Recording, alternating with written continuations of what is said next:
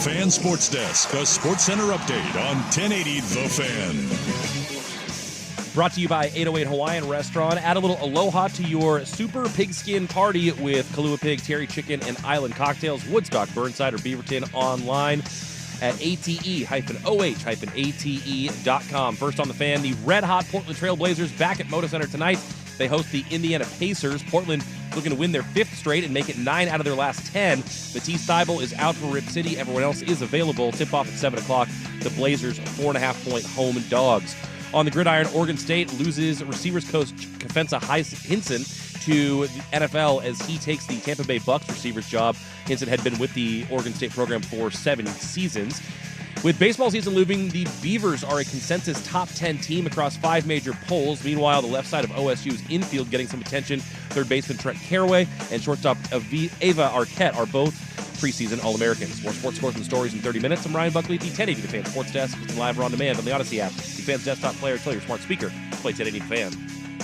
The Hot Corner, now in its new time. Tuesdays at 7 after Isaac and Sue on Portland's sports leader, 1080 The Fan. This week, it's all about football's biggest stage. E-L-G-S-E-S! This is a Super Week edition of Primetime with Isaac and Sue. Injured? Don't trust just anyone to something so personal. Call George McCoy at Warren Allen. Online at warrenallen.com. Super Week with Isaac and Sue on 1080 Let's go, Birds! The Fan. Hey, what it do? Ahoy! What up, bitch? Wow. That is coming in hot and aggressive. Now, are you talking to me or No. birthday boy over I there? was talking to Buck, Yeah. of course. How was your Yeah. weird childish birthday party day off thing that you Welcome did? back.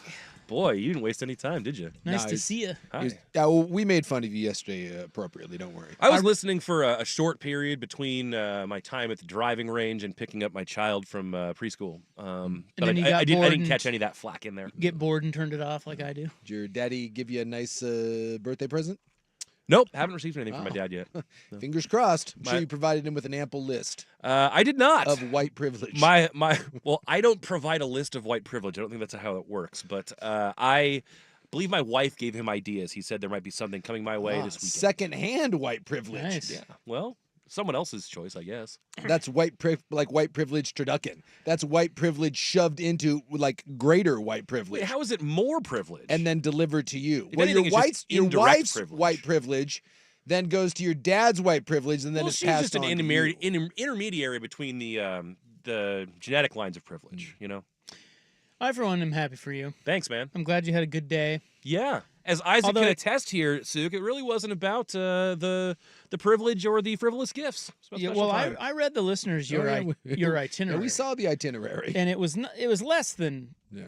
I mean, it was not overwhelming. Like it was like, is was hoping- the show better than that? I was hoping for No, like the show's not better than that. I just was hoping for like guns and fire trucks and like hookers and Not like, at all. some No. really cool stuff, some blackjack involved. Instead, you got like dropping kids off and then you hit some golf balls and like you cooked a sensible meal and like had one cocktail. I mean, a sensible meal was cooked for me, and Yeah. I had more than a couple glasses of wine. So Keep her in the kitchen, am I right?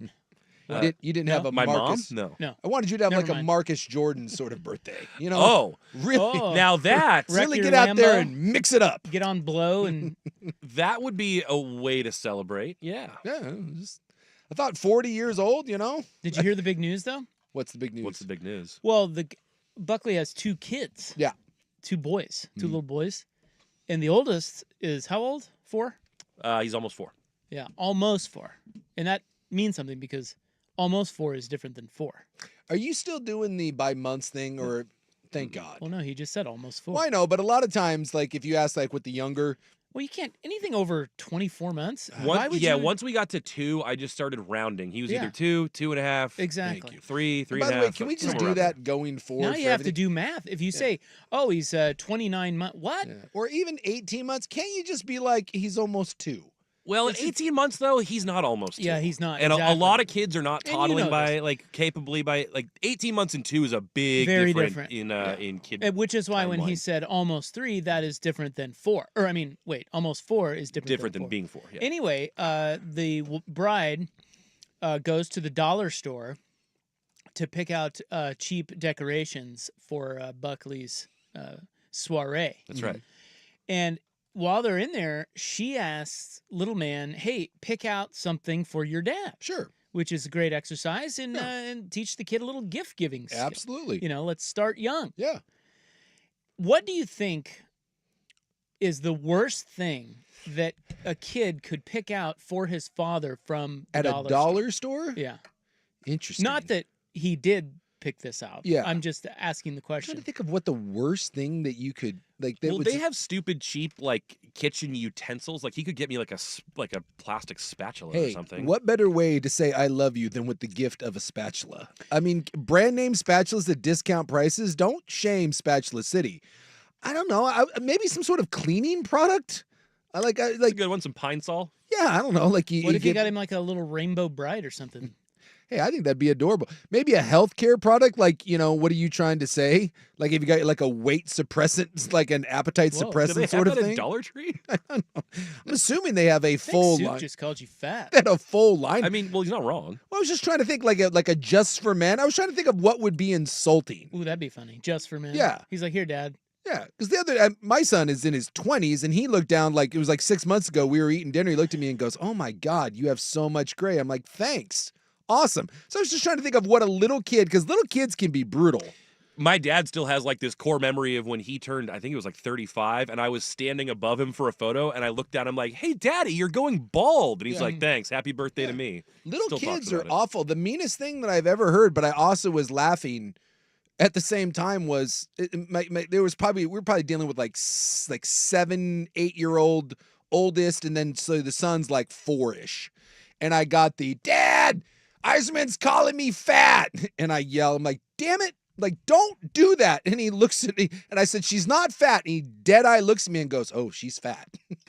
And I was like, and I'm trying to and she's By the way, you know who that is. Yeah. That's you. and I'm trying to contain my laughter while being mad, and I'm like, "Oh my God." But it was just for like a 4-year-old to have that kind of timing, and I was like, "Dad, just I thought you were going to yell up there, "Yeah, you lose 15." it's like I had to do the go to your room and then like hug my daughter and be like, "I'm sorry, he doesn't mean it." And then I'm like, "He probably means it," and that little rat bastard. So what if the little homeboy like handed you a card and it was the checkout girl at dollar store's number? Oh, there you go. That What- would be an interesting thing for Wouldn't that my be almost something? 4-year-old to pioneer. I don't know. Anyway, he got him a fire truck.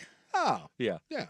He got me a handful of things. He did give me some Reese's peanut butter cups, Those aren't and he lasting. got me a Frisbee for us to play catch with at the beach, he said.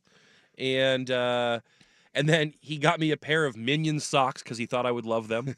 And cute. And then, yeah, he got me the fire truck and fire rescue boat because he thought I would really like it. And also, can we please open it now so I can play with it? So it's like a big one. No, it was just think like it was like in a little kind of like a Hot Wheels pack That type may be deal. one of those things that you hold on to. I don't know, like, because when did you come around with me? He was 2. He was 2. Do you have anything that he gave you from Yeah. when? Yeah. Yeah. Like, there's things that I have that, like, I remember, like, did you guys ever have, like, they would have, like, a Christmas fair at school where you'd give your kid, like, $10 or whatever, and then they could go and buy gifts. Yeah, I for the had that growing up. family. And I still have some things that my kids gave me from that are 20 years old that I keep, and there's some of like my absolute favorite things. And it's kind of neat years later when they'll be like, "Oh my God, you still have that?" And I'm like, "Absolutely." Yeah. And there's kind of cool little things like that you could hold on to. So that fire truck may be one of those that like, If he doesn't lose it or break it at some point in time, but yeah, Oh, because it's- he's very much playing with it. Oh, His so he's already- present for me is really a present for It him. was for him. yeah. Most of Like, the other Dad stuff would love really this. was for me. He got one thing for him for me. It's like when you get your wife a bowling ball that just happens to be custom drilled for your fingers. You're like, if you don't want it, I know someone that does. When my dad was a kid, he got his mom a basketball for Christmas because he thought she'd really like it. Hey, you know what? That John Buckley's a wise man. Somebody said steaks from Dollar Tree. What if he handed you a steak from Ooh, Dollar Tree? Does Dollar Tree have steaks? Yeah, we've talked about this. They do? Oh, yeah, Ortner. Yeah, Ortner buys got them, him from and there. and he claims they're great. Ugh. What about a pregnancy test? Oh, there you go. Here you go, Daddy. I don't know if they have that at Dollar Tree. I think more than $1 and also not a robust pharmacy section. Well, there was John Oliver did a show on Dollar Tree, and that seems like the most horrific place on earth. No offense to anyone that likes going to Dollar Tree, but the way they treat their employees, what they're asking of their employees, like the safety measures, and again, it sounds like, at least from that report, like when you walk into one, if you ever think a Ross is well organized, go to a Dollar Tree. Like it's just Thunderdome, like a tornado went through there and there's no one there to clean it up. I did find a list of the 17 worst things you can buy at Dollar Tree. What's number one? I'm scrolling here. see what they got. Batteries. They do not buy batteries. None of them are good. Okay. Say you're wasting your money. Beauty products, they're almost always expired. Almost always expired, or something is wrong with them. This is just more I thought they would have an idea of like crappy things, but this is just all stuff that you shouldn't buy there.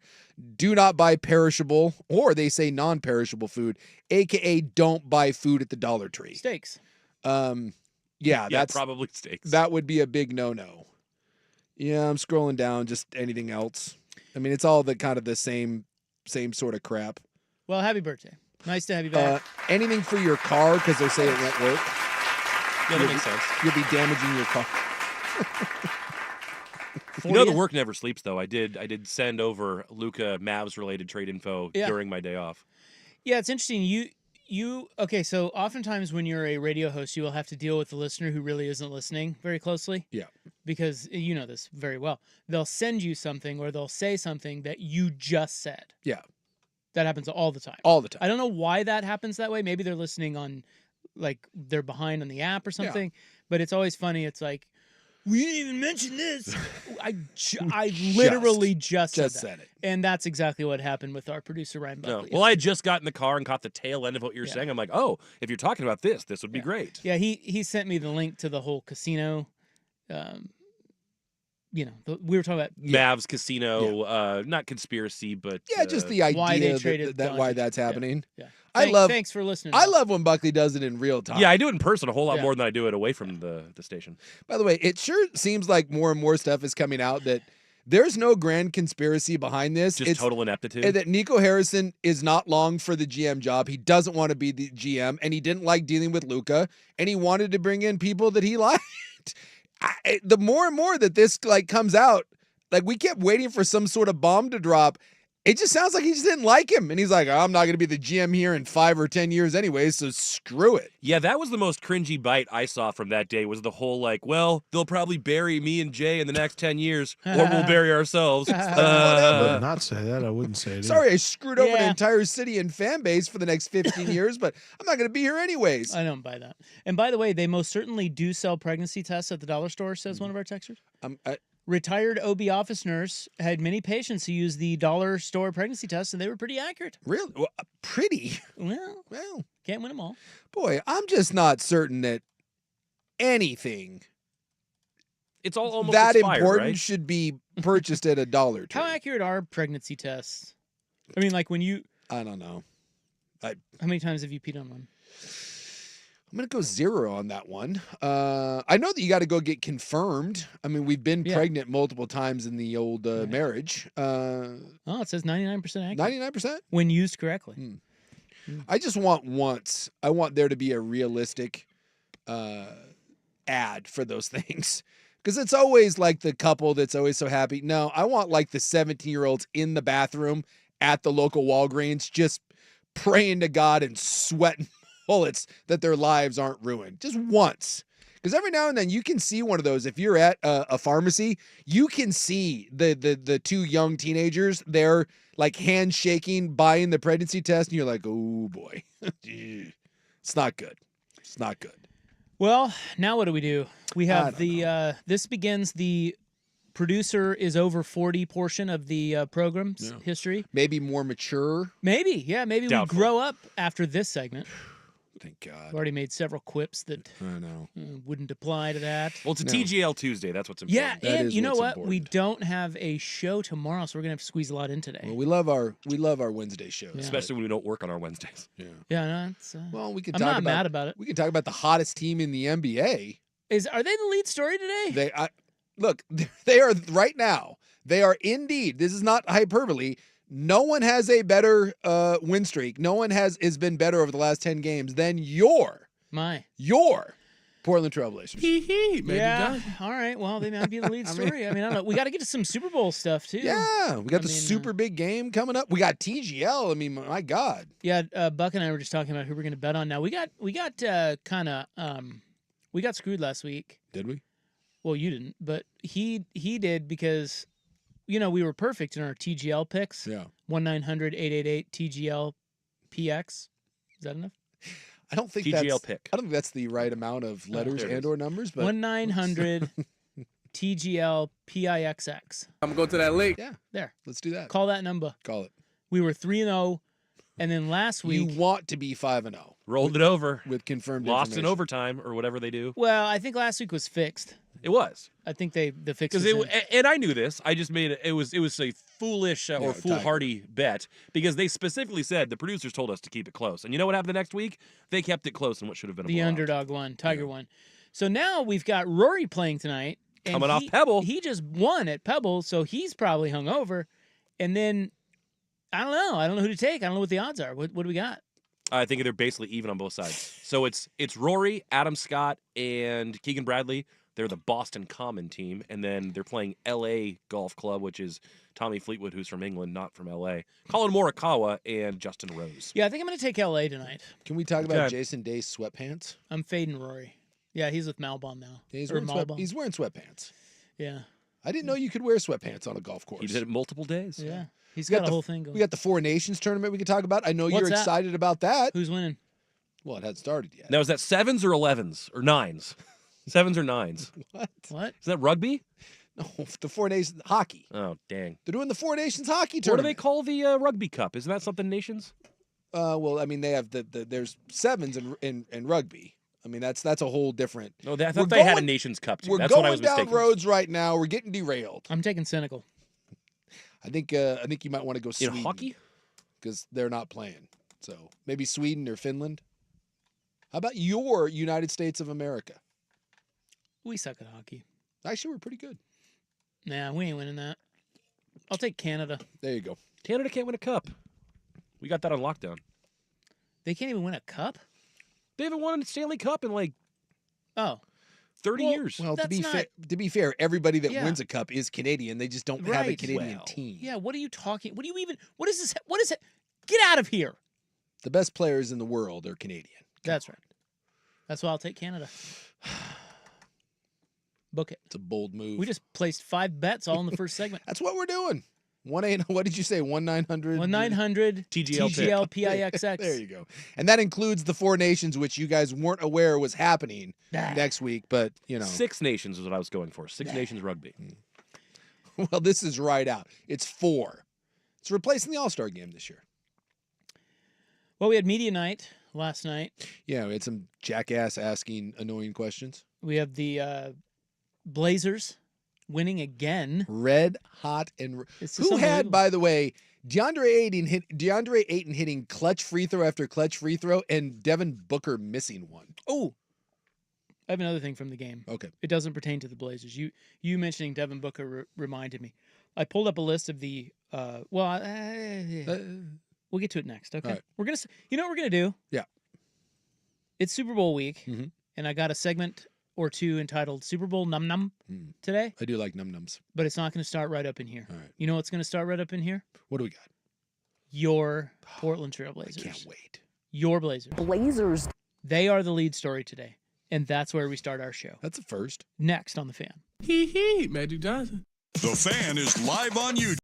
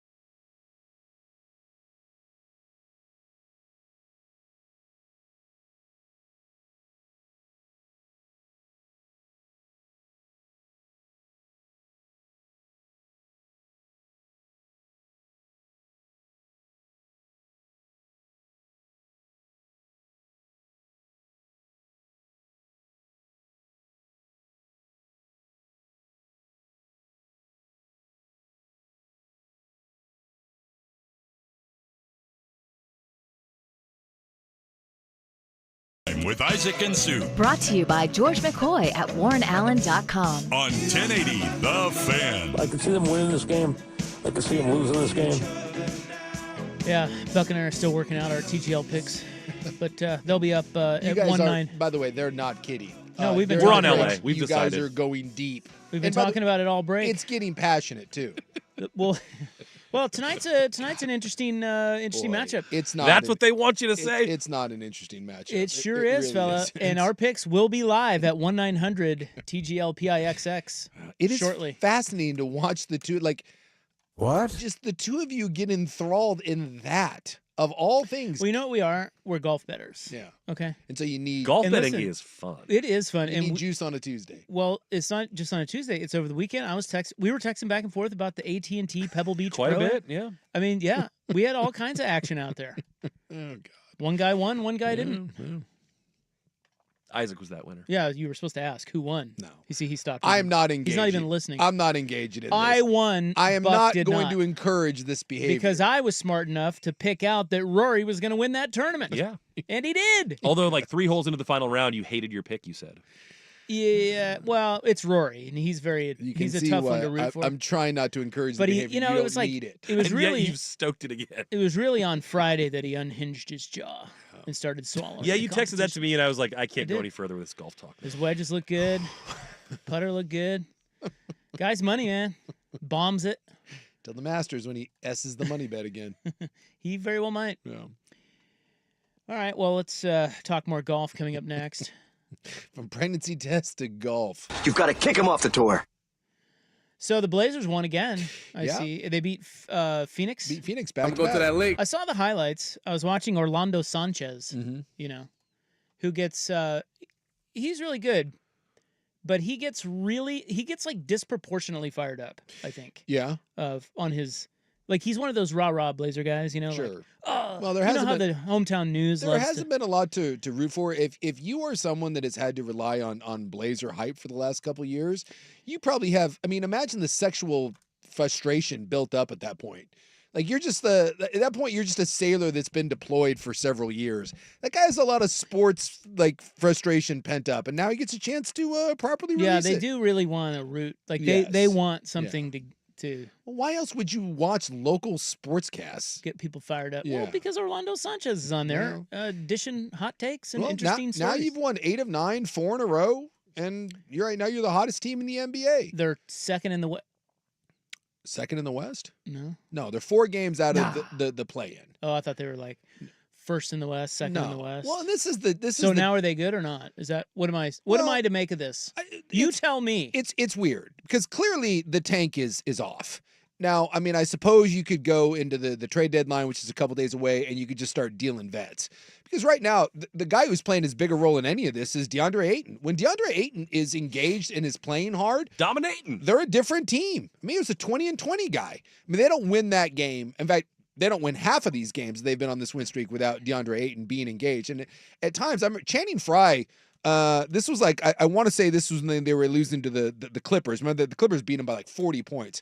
Channing Frye even tweeted out, he goes, I don't want to call anyone by name, but my God, how on earth did they play this guy? I've never seen someone so disengaged. And everyone was like, yeah, DeAndre Ayton. Well, now you're getting him engaged, and he's talking about how much he loves being here. And some of this may be that he doesn't want to get dealt at the deadline. What happened? What do you Why mean? are they all engaged all of a sudden? What's going on? Well, I don't know. But What do you mean you don't know? Something has clicked. And Scoot and Shaden moving to the bench and have embraced that role, and both of those guys are playing well. Scoot actually looks like an NBA player for the first time in his career for an extended going to that period. lake. Kamara has become, I mean, he's up for Defensive Player of the Month in the Western Conference, and you're just getting contributions, and they're playing hard, they're playing good defense. Now, some of this, and this is where I would encourage Blazer fan to just take a deep breath.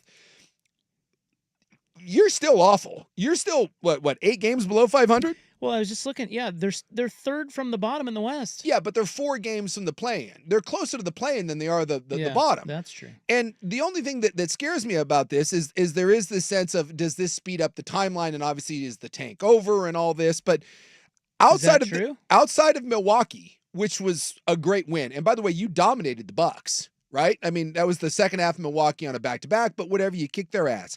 Outside of that, You have beaten the garbage-ass Bulls, the Heat, which are in absolute disarray, the Magic, who are crappy, 500 at best, the Hornets are crappy, the Magic again, and 2 wins against the Phoenix Suns, which are maybe dealing Kevin Durant and are about ready to implode anyway. So, to me, yes, you're playing well, and the young guys are playing a big role in this, but you see down the stretch, they're still relying on the vets, and last night they lived heavily on the vets, and they're doing that in clutch time. But the young guys are playing a big role in this. You are seeing development. But at the same time, I ask, are wins over, I think, 2 teams in there that are above 500? Is that a sign that you are actually turning a corner, or is that a sign of there's a lot of bad teams in the NBA, you're on a heater and you're playing really well right now, but at the end of the day, you're still not very good, and you're going to end up getting the 10th or 11th or 12th pick? And so I think that's kind of the weird part is... Wait a minute. Why would anyone think they're good? Well, believe me, there's a lot of people right now that think that Portland is actually a young, developing, good team. Well, young developing is different than good. Yeah. They're not good. You're a loser. But they are young and developing. Yes.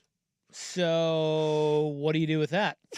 Therein lies Because they're not good. Come on. They're not good. They're playing good. They're playing good. But they're not good. No.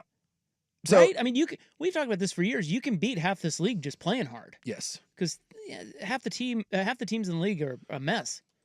So you're less of a mess? That doesn't make you good. No. And that's my point, is when you're playing against, when you have wins over the Magic, which are 24 and 27, the Bulls are 21 and 29. Well, that's what I mean. Like, so there's Charlotte's 12 and 35. Look, the Blazers are 21 and 29. I mean, like, know. what are we even doing here?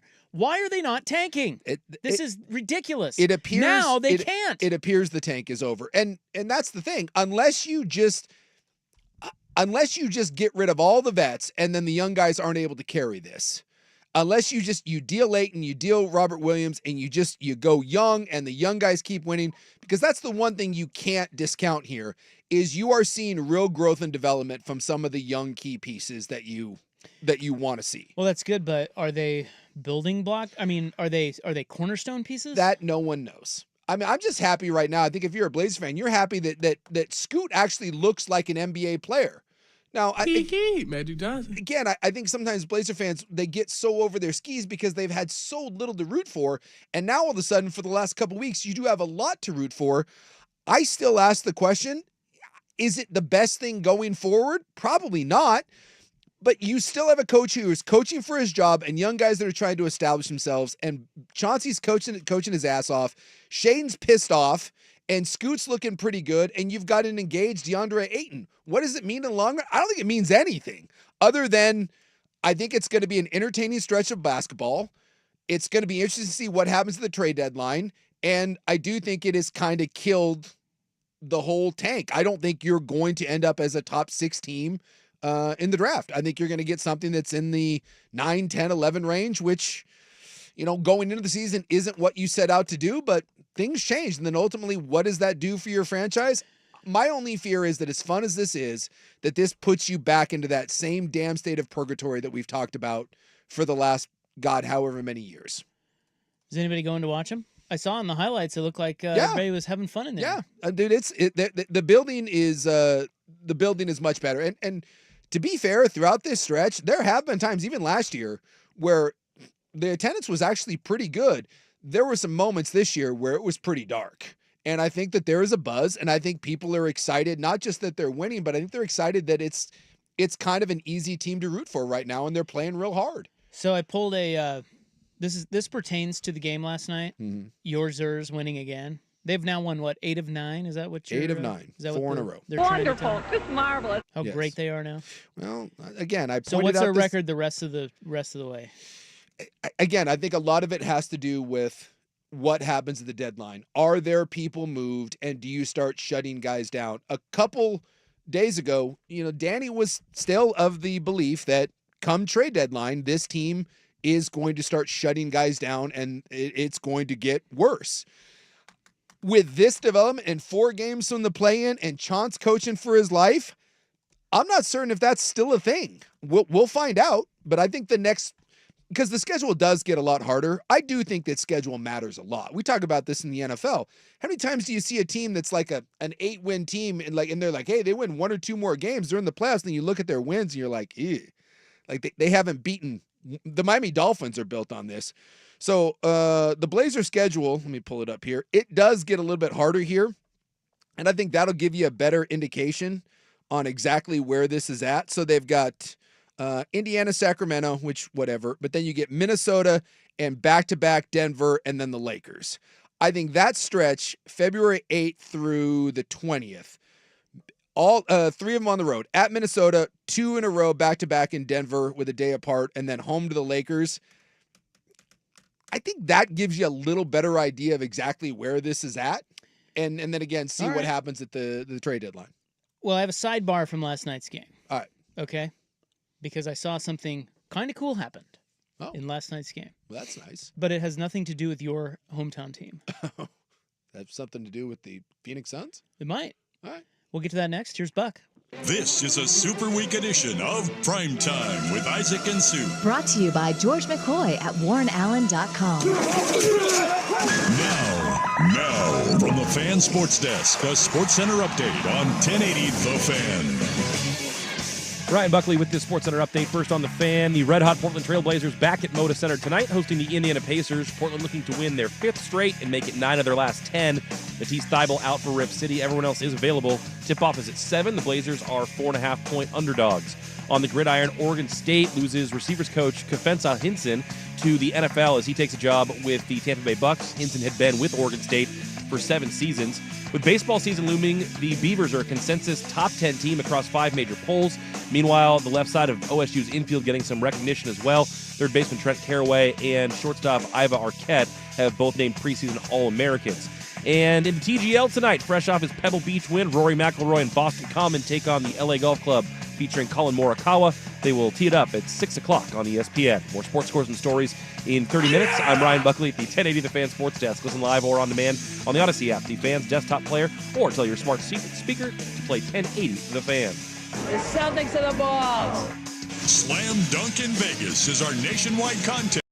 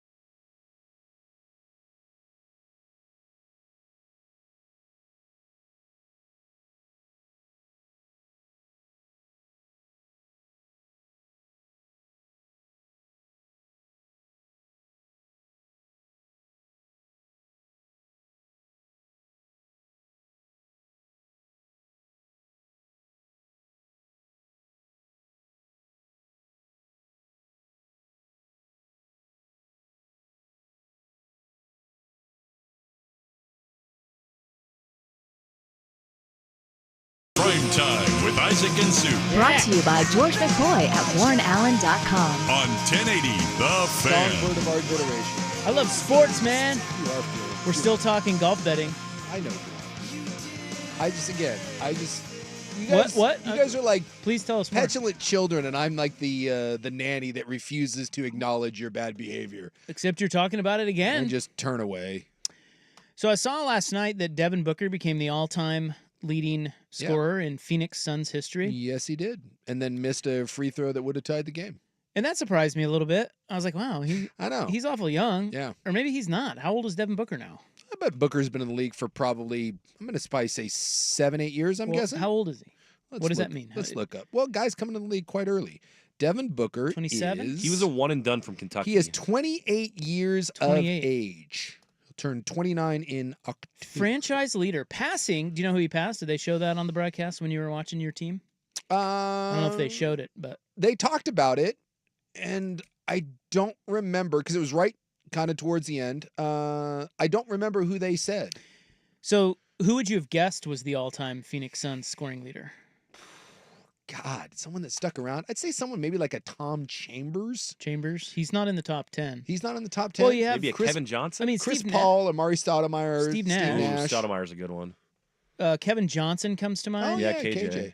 Boy, is Phoenix better? Like, I don't know why I went to Tom Chambers. I don't either. Oh, Because that dunk was sick. That one dunk and he he had was where he put white. his chest through that the, one dunk he had where he that put his one chest through time. that, or his knee through that dude's chest. It was amazing. I know that I'll probably have to join a white supremacist gang. I mean, Oh, for the God's evidence sakes. is all in the drops. You prefer the whites. Yeah. I just have always preferred Yeah, the Kevin whites. Johnson's a good one there. He's fourth. So actually, well, obviously the first name that comes to mind is Charles Barkley. Then you realize, I don't well, think he was there that long. well, that's what I'm saying. Like Rockets. you start to think like, wait, he was only there maybe 2 or 3 years, maybe longer, but he's not the all-time leading scorer. Yeah. Number 2 was Walter Davis, and number 3 was Alvin Adams. Wouldn't have got that. Of all those names we mentioned, What about like a Sean Marion? He was there a long time. he was right? fifth. He was fifth. Kevin Johnson fourth, Sean Marion fifth, Dick Van Ardsdale sixth, Amari Stoudemire, Steve Nash, Paul Westphal, and Larry Nance. Devin Booker number 1. So Where's this my man Tom Chambers at? he's not on Or there. Thunder Dan Marley. Now I'm just thinking of old Phoenix Suns. So Speaking this of white guys. led me down a rabbit hole of the all-time leading score for each team, Mhm. and I have that right in front of me here Oh. on my little iPad. Okay.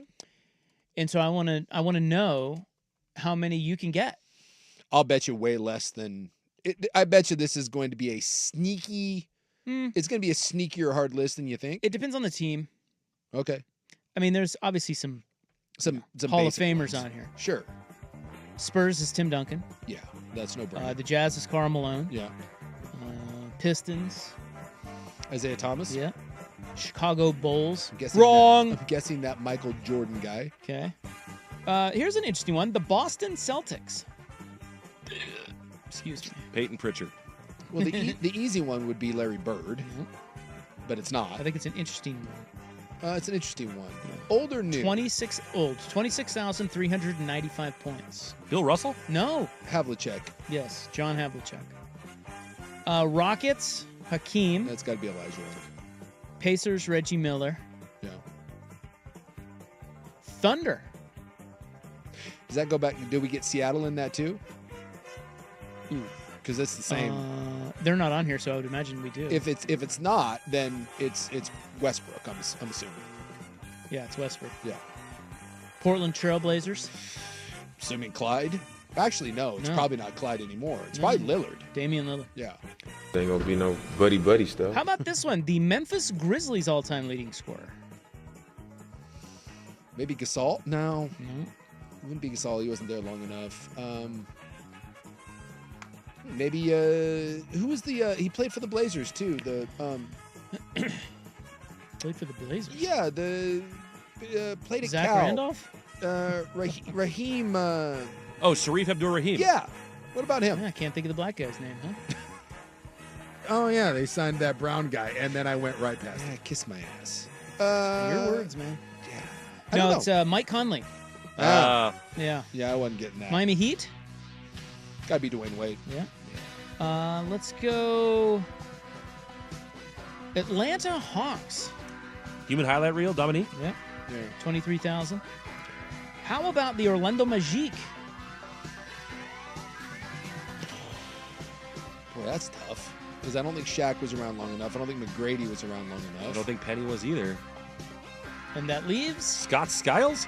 only 11,000 points, so not Dennis Scott. no, Dwight Howard. Oh, Dwight Howard. Okay. Yeah. Charlotte Hornets? Larry Johnson, maybe? No. 12,000 points. 12,000 points. I'm surprised this guy scored 12,000 points. Chris Very Paul? good. Very good player. No. But he's this is a tough one. Del Curry. No. Oh, yeah, that's a good one. Del Curry. Kendall Gill. Kendall Gill with the one sock? I like that. He was in NBA Jam with Larry Johnson. That's what I remember about him. Kemba Walker. Oh. How about sneaky. that? Completely forgot. Yeah. And he might be, although I'm looking here. He had a couple All-Star teams out there. Yeah, he was good, but I didn't think he would be the all-time leading scorer. It wouldn't be mine. Nuggets? He's young or old? Old. Alex English. Yep, Alex English. Alex English was good. He was good. 21,645 points. He's one of those guys. How close is the Joker to that, I wonder? That's a good question. That's a lot of points. It is, but the Joker's stacking 30-point nights over and over and over again. Minnesota. Minnesota. Got to be Garnett, right? Yeah, Garnett. Milwaukee. Your Bucks. What do you think? All-time leading It might be Giannis. It is Giannis. Yeah, Giannis. I was going to say, because Kareem wasn't there long enough. Oscar wasn't there long enough. Maybe like a Sidney Moncrief. Here's a good one. The Toronto Raptors. Or is it Raptors? Chris Bosh? Good guess, but no. DeMar DeRozan. Yes, very good. Nice. A couple more here. Kings, that's an easy one. Is it? Mm-hmm. One of the greatest players ever who never gets talked about. He played for I was going to say Boogie Cousins, but I don't. Oscar Robertson. Oh, okay, yeah. Clippers. That's a hard one. Randy Smith. Whoa. Boy, I'll tell you We what. could have guessed all day. We could have been here breaking down TGL scores while I'm trying to think of that one. Let's do that. I could have Googled that, and I don't think I would have believed it. I would have been like, Randy Smith? Wrong. How about the Google me, Sixers? bitch. This is an interesting one, which you guys won't get. We won't get? I don't think so. So it's I not mean, Dr. J, it's not Moses Malone, it's not Charles Barkley then. No. It's a surprise name. Hershey Hawkins. No. Some guy named Hal Greer. I don't even know who that is. No, okay. I know of Hal Greer. Yeah, I wasn't getting that one either. I'm looking at Jokic. I'm happy I came up with Hershey Hawkins. I sent him a basketball card growing up, and he signed it and sent it back. By the way, Thanks, Jokic Hershey. is third on the Denver all-time career scoring list. Alex English, 29,000. Carmelo, right? Alex English, 29,893 points. Jokic, 22,678 points. Melo is right behind Jokic, so Jokic just passed him. And then second is Dan Issel, the criminally underrated and white Dan Issel. Your guy. What? 25,100. He just sounds like a white guy, too. I bet you he had a mean bounce game. Triple threat. Hard player. Come do a nice jump stop. Tough player. Smart player. Brooklyn Nets. Coach's kid. Two more. Brooklyn Nets. Yeah. Well, So actually, it's not Brooklyn. It's going to be someone from New Jersey. actually three more. It's not Dr. J, right? That's a good guess, though. Kendall Gill. He played for the Nets. Who the hell played for the Nets? I know, right? It's like, well, Durant. Who? Derek Coleman. Darren Williams? Ooh, Darren Williams. Whoa. I like that. Brooke Lopez. Whoa! Yes. That might be the upset of this game so Yeah, far. 10,444. Lopez meet Randy Smith. Los Angeles Lakers. That's actually a good question. Kareem? That is a good question because Kareem, but I don't think Kareem was there long enough. Well, He was there a while. he was there a while. Yeah, it's either. Well, I mean, it's one of three guys, right? It's either Kareem, Yes. Magic, or Kobe. Well, what about Jerry West? Oh, I didn't think about Jerry West. But it's not Jerry West. Yeah, Kobe was there for his entire career. Never played anywhere else. Kobe. And Magic was cut short. Yeah, So it's Kobe. 33,643 points, which I believe, looking at this list, is the most of any player with any one team. Nope, Karl Malone. Malone had more. And had Karl Malone just hung around, Karl Malone would have had the scoring record. I mean, LeBron would have got it eventually. But Cavaliers, of course. LeBron, And Dallas. Dirk, What about the Pelicans? Anthony Davis. That's right. 11,000 points for Anthony Davis. And finally, the New York Knicks. This will be the last one. 23,665 career points. Like Earl the Pearl or Walt Clyde Frazier? Clyde Frazier. Nope. What about You're on the. Just keep going. You'll get it. Who's the? We'll sit here until you get it. Who's the one leg? Why can't I think of him? The Coming out, limping around. one-legged Willis guy? Reed? Yeah, Willis Reed. No. Come on. The Knicks? The Knicks. Hello? Oh God, for Hello? Patrick Ewing. Yes, there you go. Yeah. Why was, Good grief. why was I thinking Willis like I Reed. don't know? I was trying to go old school because like when's the last time the Knicks were relevant? Well, Devin Booker is the Phoenix Suns all-time leading scorer. And you guys are pretty good about naming the other NBA franchise scoring leaders. Yeah. And a lot of random players that were nowhere near. But Hal Greer meets Brooke Lopez. Randy Smith. And Randy Smith. I contend Randy Smith and Brooke Lopez are the two most what the hell? Brooke Lopez? Kemba Walker kind of up there? Yeah, but that's for a franchise that like, although that is, because I would have sworn either Larry Johnson or Alonzo Mourning. Kemba Walker. Hot prop betting talk next on The Fan. The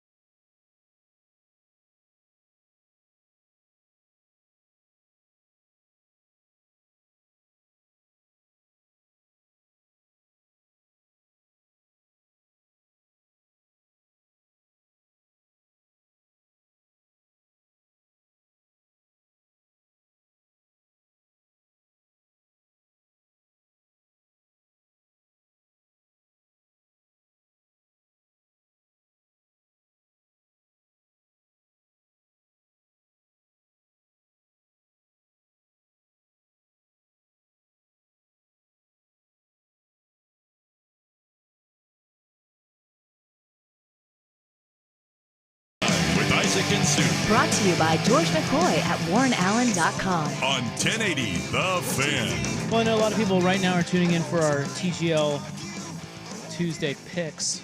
I know that's what I was hoping for. The official pick is that we are on LA tonight. So if you call 1-900-TGL-PIXX. Get on board. Also, don't be afraid of 1-800-GAMBLER if you're making that pick. Confirmed information. Yeah, I'd like to They go want to 4-1. go. We'd love to go 1-0. Yeah. It's a crop. Well, it was a great media night last night. We thought maybe Buck took his birthday off because he was down at media night in New Orleans. That would have been something. Radio guy bits. Yeah. Because, there's always radio guy bits. Yeah, someone asking, Yeah. Patrick Mahomes, who's his favorite official. Well, He yeah, give he one of said them a Christmas card. it was Well, our actually guy Craig Gass went down there, right? To ask some questions. Yeah, he does his bits. It was actually a good setup. The guy goes, he's interviewing Patrick Mahomes, and he goes, "For your whole career, you've had so many great people help you win. So, who's your favorite ref?" And Mahomes laughed. Yeah. And was fun about it. But Kelsey didn't take the bait. You could tell he was a little off put by. Was he being a little? It was the same guy. And Who was it? El Travidor. I don't know who he is, but it was the same guy. He just had a microphone that said sports. Which, by the way, I did kind of appreciate that he just had a generic mic flag that said sports.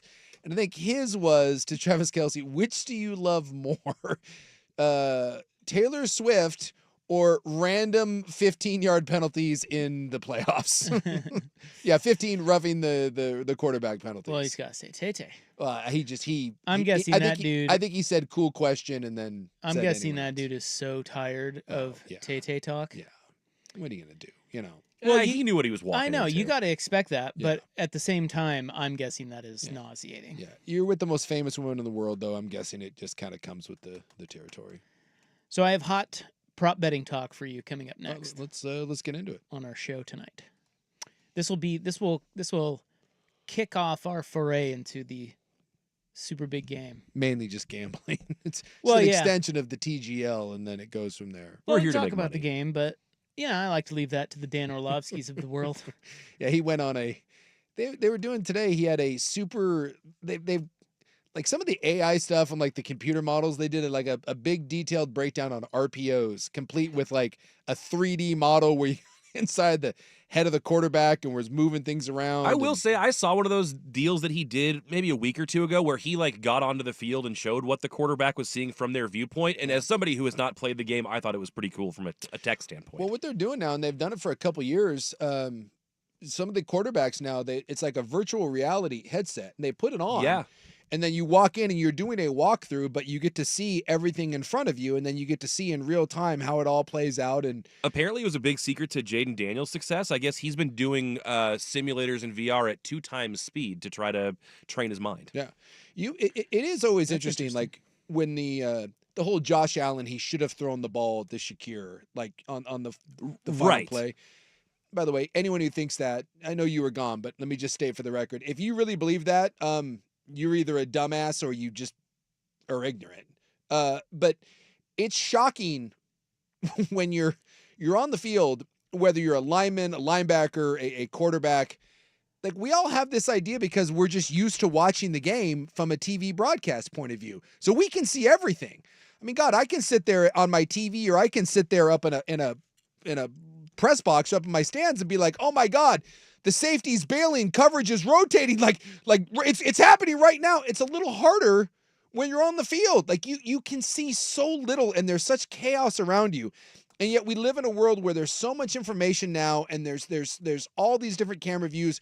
We forget that it's a lot harder to do when you have 20 bodies flying at you and you have limited field of vision because, I don't know, your head only turns one way and you have people trying to take it off. I thought they said Patrick Mahomes' head turns like an owl. It is. They did. They said that. They said his neck has abnormal. Yes. Or no, it's his vision. His vision. He has abnormally good peripheral vision on both sides. That and his spine twists further than most people's or something like that. And that's one of those things that you just can't. There's a reason why. I think they're now they are 17-0 in their last 17 one possession games.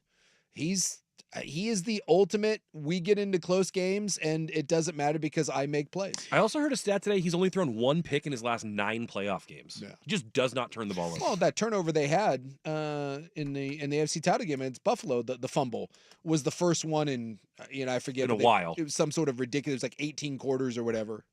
You want my hot take on that last throw by Josh Allen? Yeah, he saw the open guy. Yeah. Ball just fluttered. He sucks. Clearly. Can't Or this throw guy it. should have caught it because he got both arms on it. Well, he did. Yeah, he put it right in the bread. Hit him in It was a duck, but you can catch he that. did. He did get it there. The fact that he even got that thing off is just silly. I just think it's fascinating that on the 2 biggest plays the last 2 years in Kansas City, that one that basically ended the game, and then the one in the Super Bowl that forced the field goal. Remember in San Francisco, they were driving and they had it 3rd and whatever. Both of them were Spags dialing up plays and then had 2 free rushers on both of those plays. And that's not, I mean, granted, Mahomes sealed both of those games and went on drives, but I mean, give credit where credit's due. In the 2 biggest moments, they got 2 free rushers against really, really good offensive, like sound teams in Buffalo and San Francisco, confused linemen and 2 really good, smart quarterbacks. Look at this. We just turned right into Dan Orlovsky. Right there. Breaking down. We're still breaking down the conference championship game, for heaven's sake. Let's get into RPOs. Let me talk to you about replacing a linebacker with the throw. No, the real question is will there be an octopus? What? Yeah. Yeah. An octopus. See, Buck knows. The what I'm elusive talking octopus. about. The elusive I octopus. don't. Are we talking about Red Wings hockey? And the last time an octopus occurred. The I don't Was it know. James about White? We're going to be. No. How do I not know about the octopi? No. We're going to talk about hot prop betting. I do like the octopuses. Hot prop betting cards for the Super Bowl. There should be a professional team that is the octopi. Octopus is a cool. You can do some. Well, I got the Kraken's kind of like that. The octopus is a kick-ass animal and mascot. Yet no one ever embraces the octopus. All right. We're going to get to prop bets next on the Fan.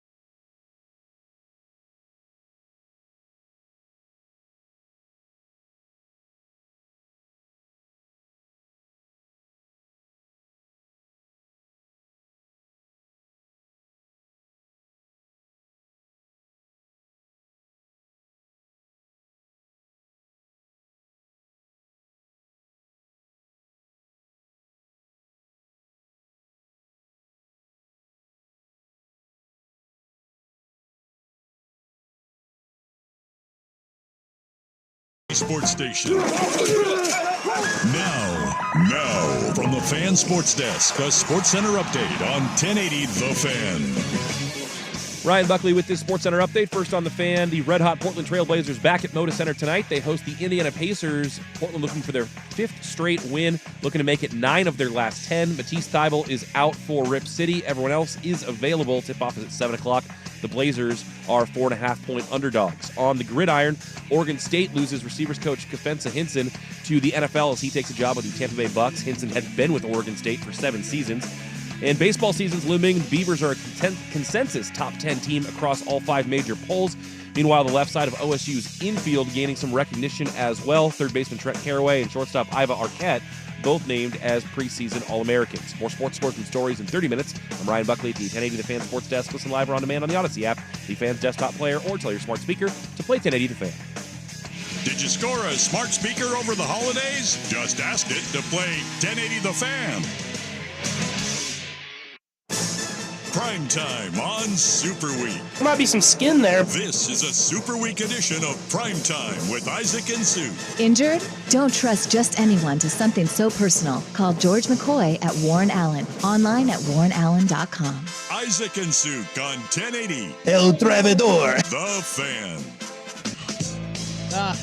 We got to come back on the air. See, our best segments are off the air. It's Buck and I just talking golf. And it happened again. I think Sue hates me. I just can't. You guys are talking about putting and reading things with your damn hands. We were talking about aim point. Yeah. Which I'm still not interested in after hearing Isaac's explanation. Well, what? Now that we're back on the air. I just blacked out and I came to and we're back on the air. What? Yeah, we got to talk about the Super Bowl. We were talking about octopuses? Yeah. Do you know what an octopus is in Super Bowl betting? No. Or in football betting? I do not know what the octopus is. I didn't either until I saw that someone has placed a bet for no octopus in the Super Bowl. It is a minus 3,335 bet. So it obviously involves 8 things, right? No. Close. You would think.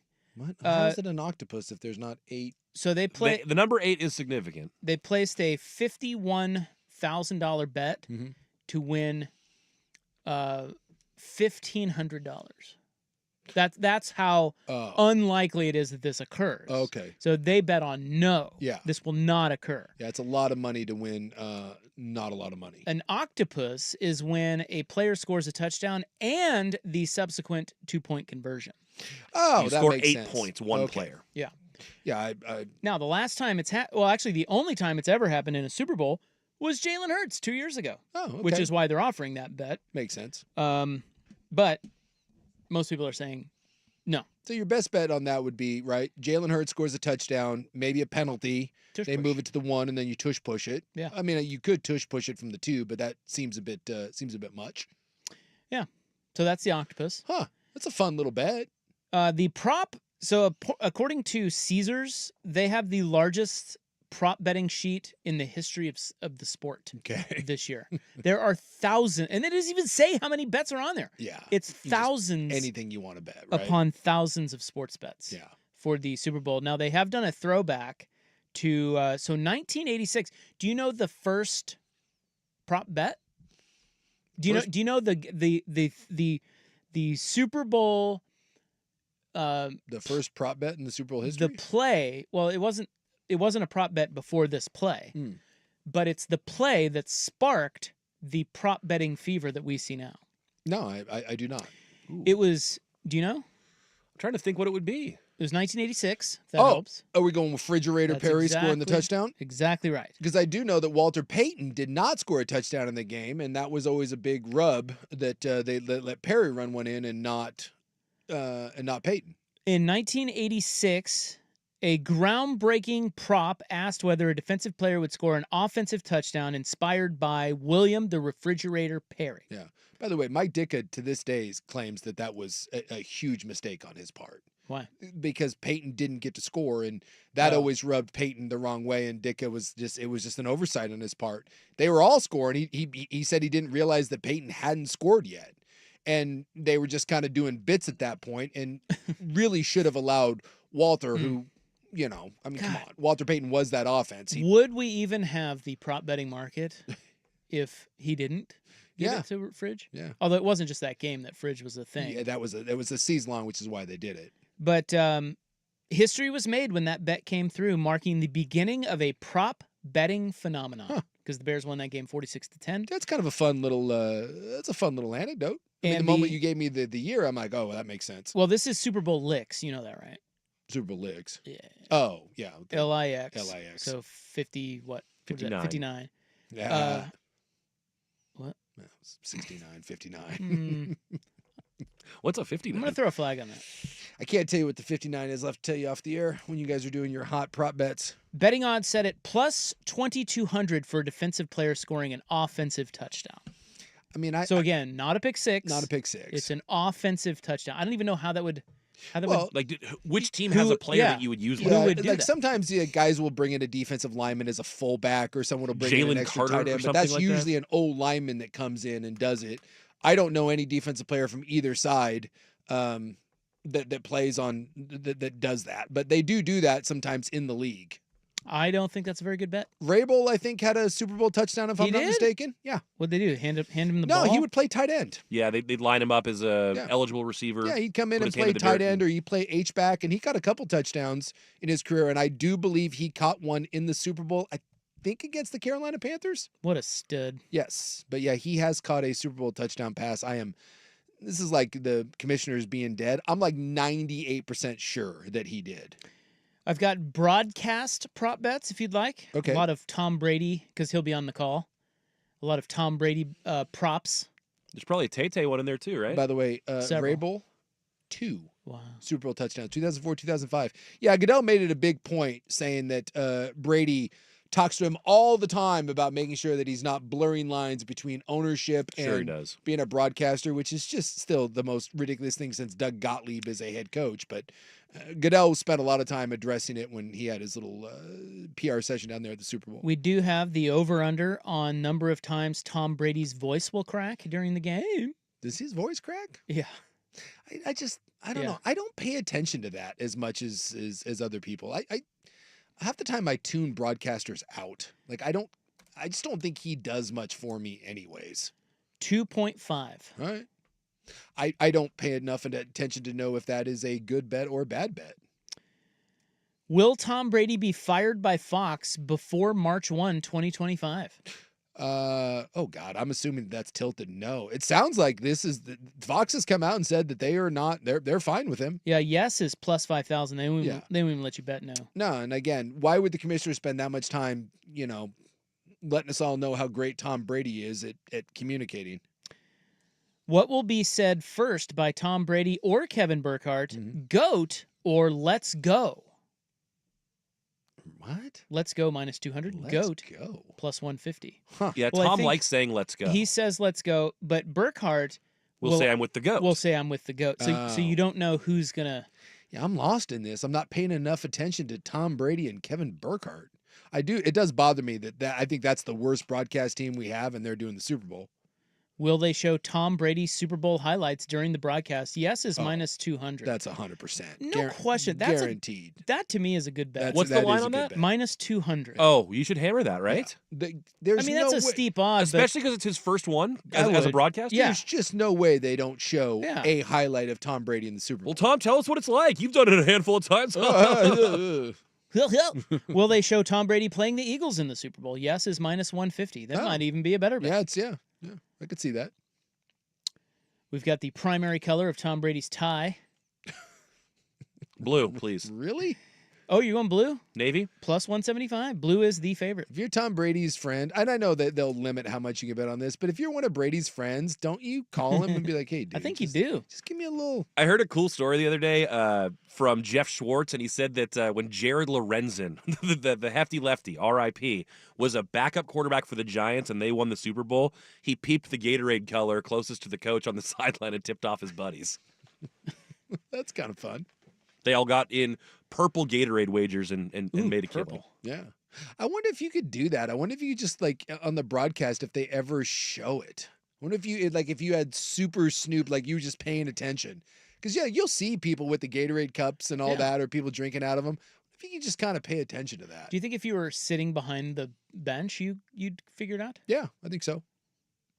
Or just, and again, it'd be easy to just contact, like if you knew anyone that worked in any capacity on a sideline with a team or an NFL crew or a broadcast, you probably could figure that out. Here's a great bet. What will Jason Kelsey do first? Take off his shirt or shotgun a beer? Shotgun the beer. They're even odds, minus 120. Really? Both. No, shotgun a Might beer. not have cans in the suite, so you can't shotgun. If it was chug a beer, I might go with that. Oh, yeah. They're also what if it's in a cup? They're also indoors. Yeah. And I think the shirt thing is a lot of times when it's cold. When it's cold. I don't think he... I'd go shotgun beer. I'm with you on that. But that is interesting. Buck brings up a point. Does it count chugging a beer? Is that shotgunning a beer? It says shotgun or chug. Yeah. It's I think chugging the beer is the way to go on Yeah, this. I think so too. Yeah. Because I could see them showing him on the big screen and him getting all riled up and going for one. And there is hot prop betting talk to wet your whistle for the super big game on Sunday, which I think is here on the Fan, is it not? I would assume so.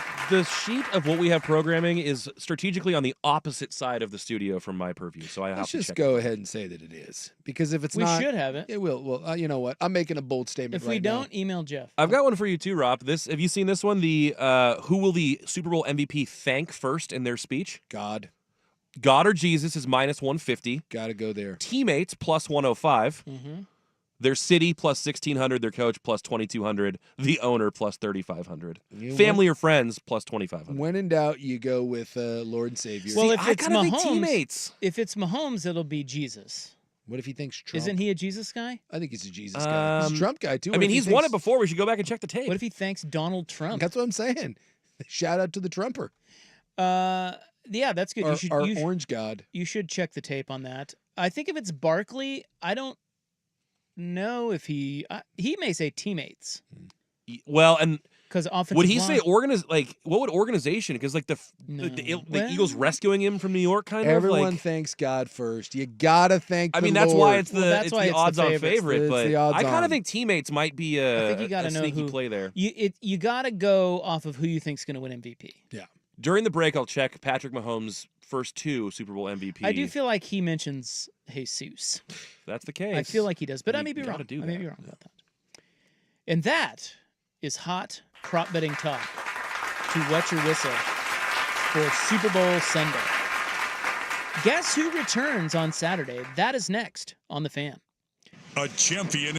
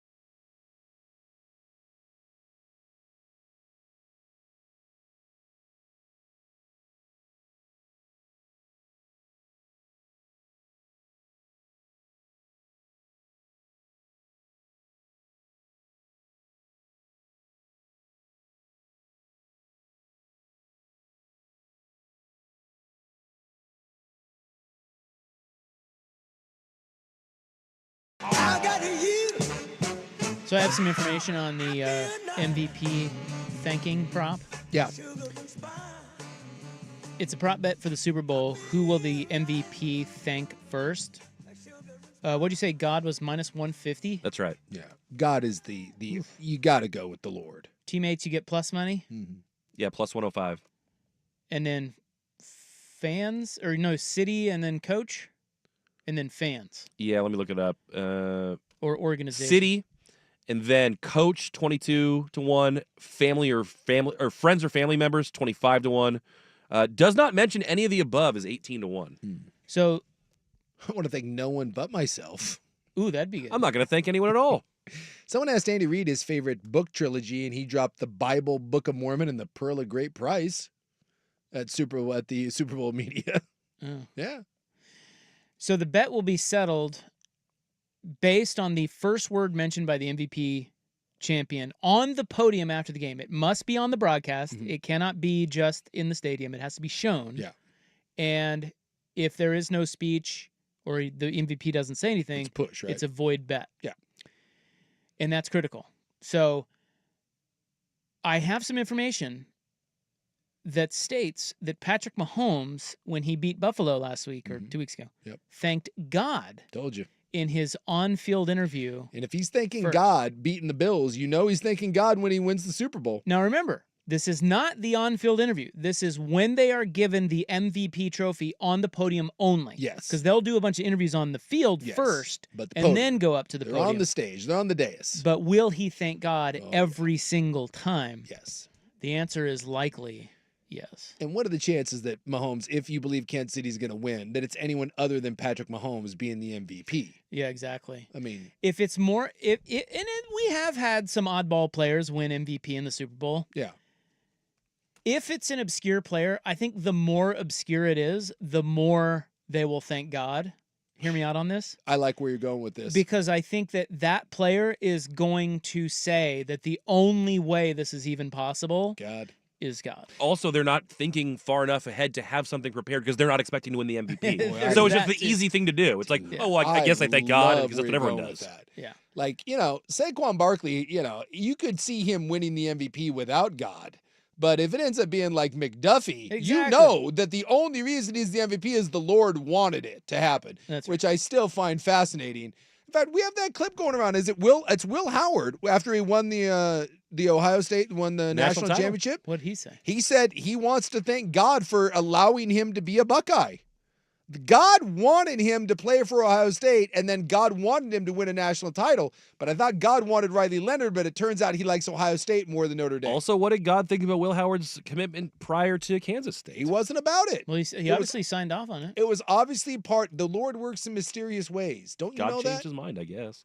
Don't question the Lord when it comes to sports, all right? I have one other sports note pertaining to nothing, but I'm going to corkscrew it in right here. Big fan. And right now. By the way, real quick, has Mahomes won all 3 of the Super Bowl MVPs that he has? They've won 3 Super Bowls. Is he the MVP in every one of those games? I'm trying to think. Kelsey? No. No, Kelsey? he is. Yeah. He is Mahomes. 3 Super Bowl championships, 3 Super Bowl MVPs. And people have pointed out that recently they just give it to the quarterback. Like, Damian Williams had 3 touchdowns, including the game winner against the Niners. Didn't get it. Mahomes did. Tom Brady threw a pick 6 against the Falcons in the one that they came from behind. But James White had the most receptions in Super Bowl history and 3 touchdowns, including the game winner. Still didn't win. What a rip-off. Cooper Kupp, though, won. Yeah, Cooper Kupp won. I'm trying to think of others that we've seen. Cooper Kupp won. I think Von Miller may have won the MVP when yeah, you might be right against the Panthers. In your Super Bowl, didn't the DB? Yeah, it was DB Dexter Jackson, I believe. Jackson, that's right. He was just he had 2 picks. He had 2 pick sixes. Yeah.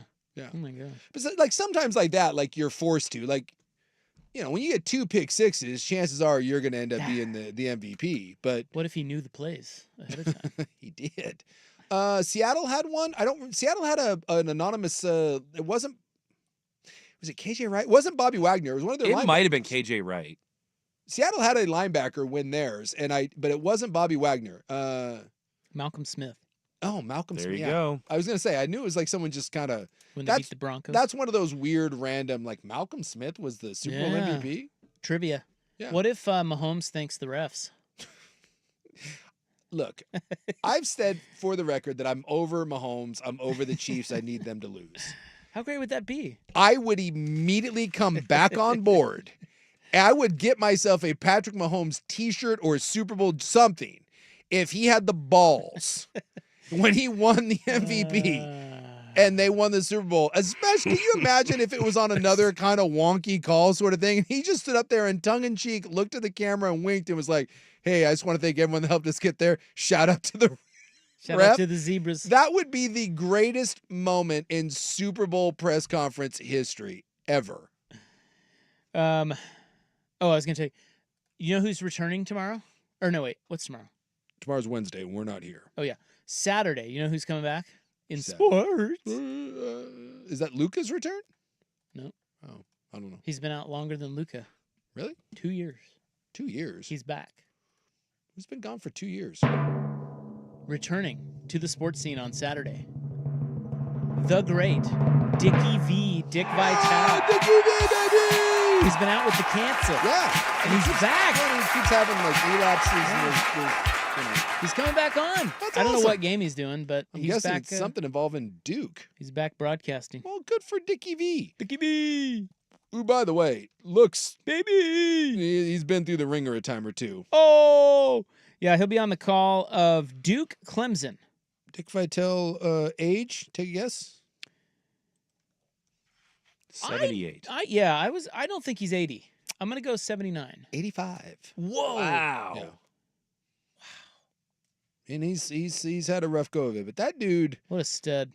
Yeah. Now, I will say that his views towards modern NCAA, I just can't. He's like the Lou Holtz, just yelling into the void about kids making money and all that.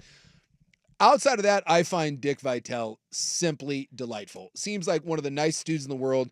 And I got to hear him speak once at a athlete conference, and he is a tremendous public speaker. For like 45 minutes, he had everyone hanging on every word. He's a pretty dynamic guy. He's really good. I got to meet him once in Lawrence, and he's great. Really thoughtful and nice guy. And I think he was really good for college basketball. Absolutely. You love him or hate him. Yes. And Kansas fans had a problem with him because they always thought, they get this whole thing of like, oh, he hates us. Yeah. He only loves Duke. He hates us. That's like now Herb they do Street that now. with Fran Fraschilla now. Yeah. But yeah, Dickie V was a great ambassador for the game of college basketball. Yeah, he really was, and he was fun. He's fun to listen to. Yes, I just remember Diaper growing. Daddies. When I think of, I have this way about the granddaddy of them all, Keith Jackson. When I think of college football, I think of Keith Jackson. That was in my head. That is, if I had to kind of put an ambassador for college football, I think of Keith Jackson. And for college basketball, for me, that is Dick Vitale. I can't think of another person in my lifetime that encapsulates college basketball the way Dick Vitale does. No. Because, I mean, it would probably be Coach K, but that's one that you're dealing with one specific team.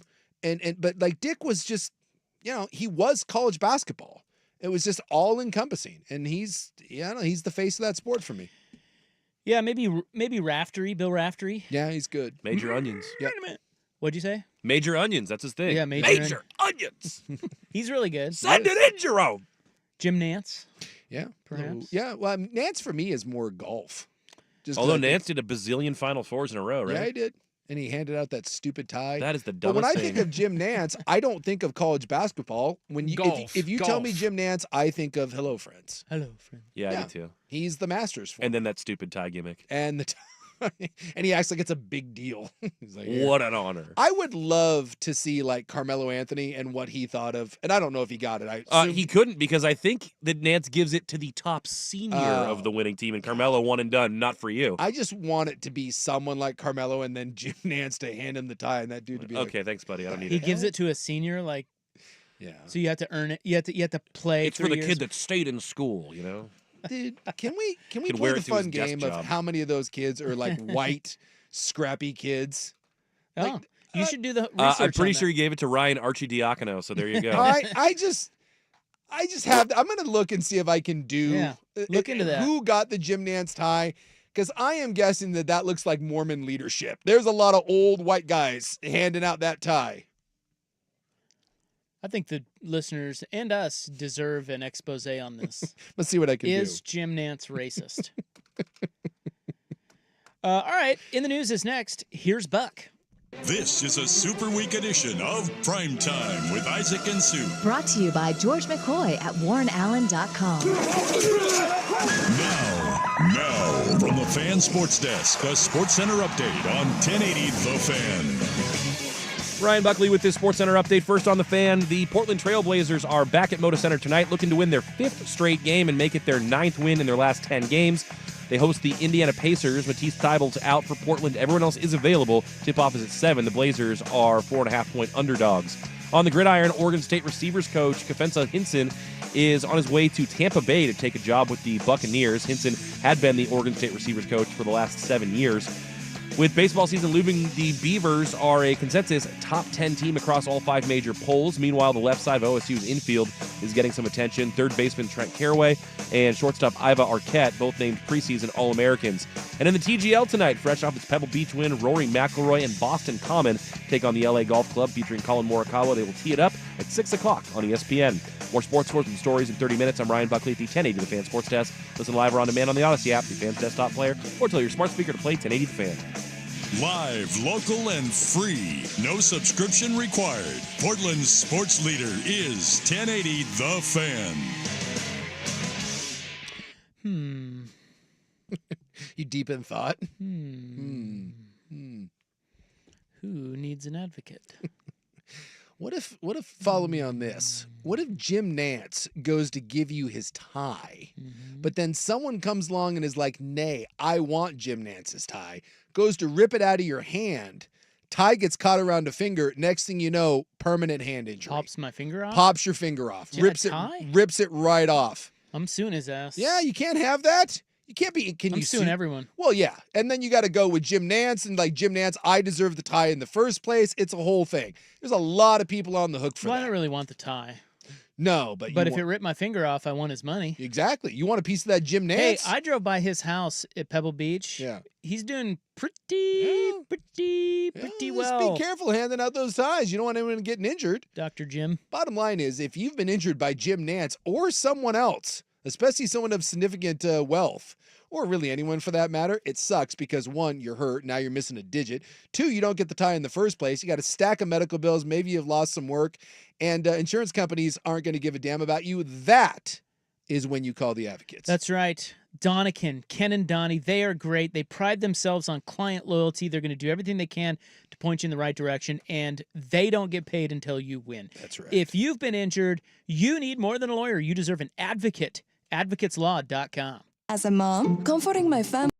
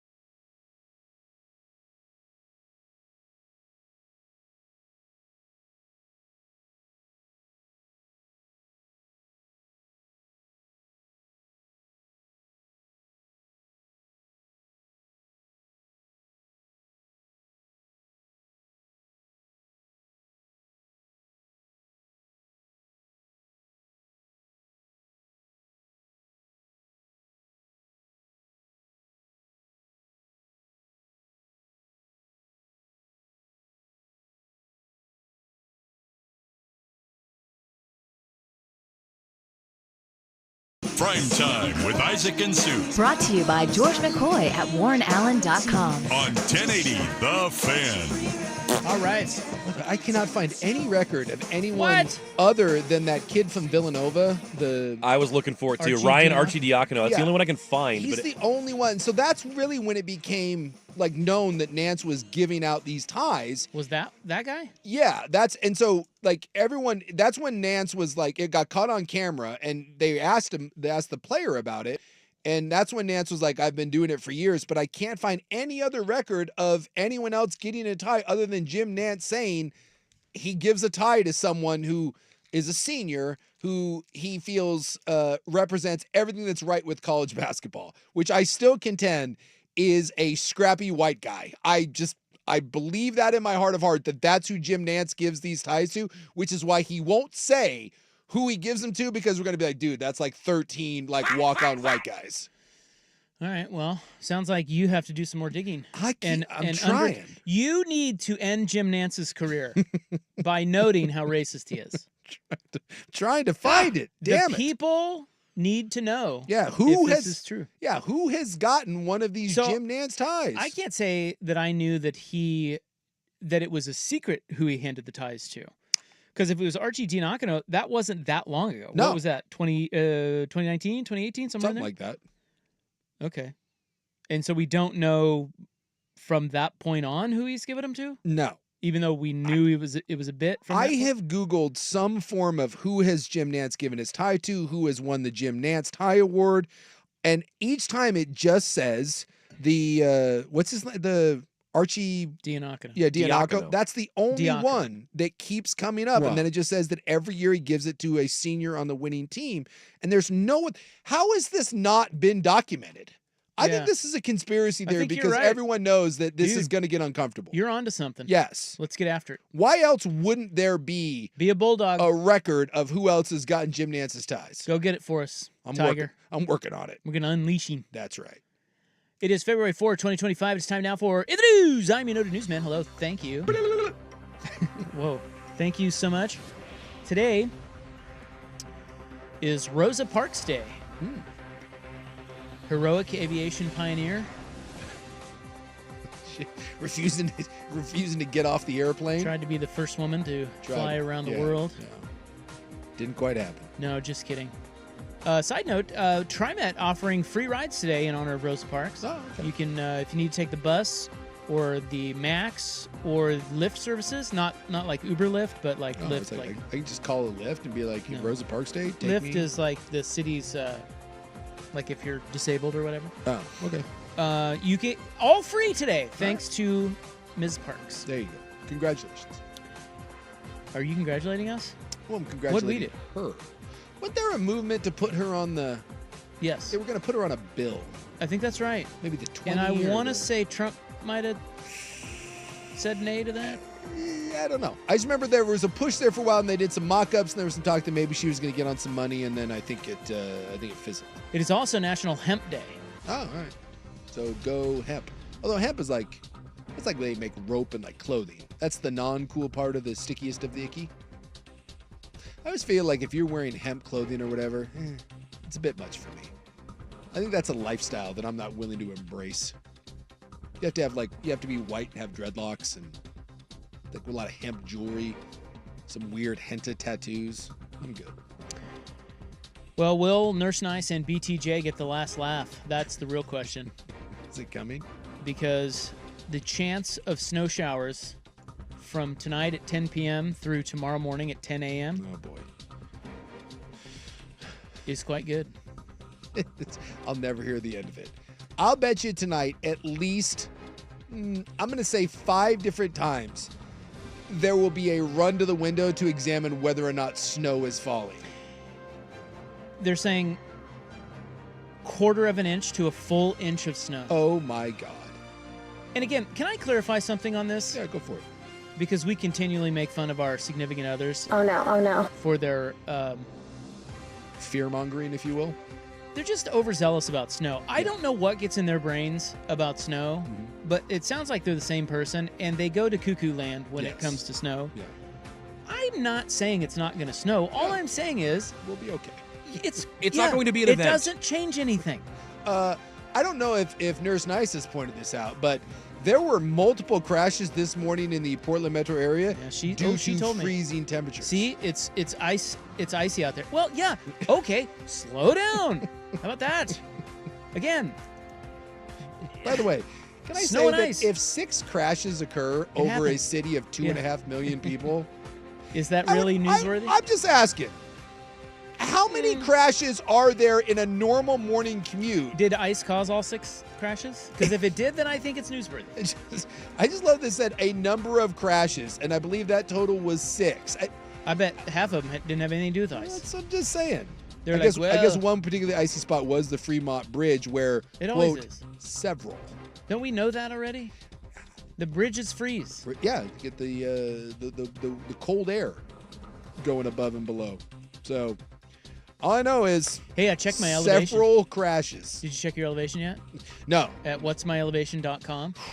I'm at 377 feet at the house. Yeah. But down here at the Stewed, 48 feet, Jace. Oh my goodness. So I think we're good down here. But what's the website? At the house. What is myelevation.com? Is that really? Check that out. Yeah. Really yes. what it is? Put in your address. You need to know. Oh my god. That is a legitimate website. It's great. Oh god. Technology, man. Hey, congratulations to Portland. Mm-hmm. What do we do? We have named 5 local snowplows. Oh yeah, I saw this. Well, I saw one of them. I'm not gonna lie, I only saw one. The only one that matters. Listen, these are pretty good. These are good. Not Bodie McBoatface? Oh, well, actually we do. One of them is Plowy McPlowface. Plowy McPlowface. Come on! Which I think is great. And it's honestly, a nod. Yeah. It's unoriginal. No, but that's what you have to do when you're naming things publicly. Once I saw Plowy McPlowface, I stopped at that, and I'm like, all right, we're done here. someone understood. What else we got? Someone understood the assignment, and they hit it out of the park. So PBOT, last December, they called upon their citizens, the people of Portland and Vancouver, to submit names for 5 of their 56 snowplows. Yeah.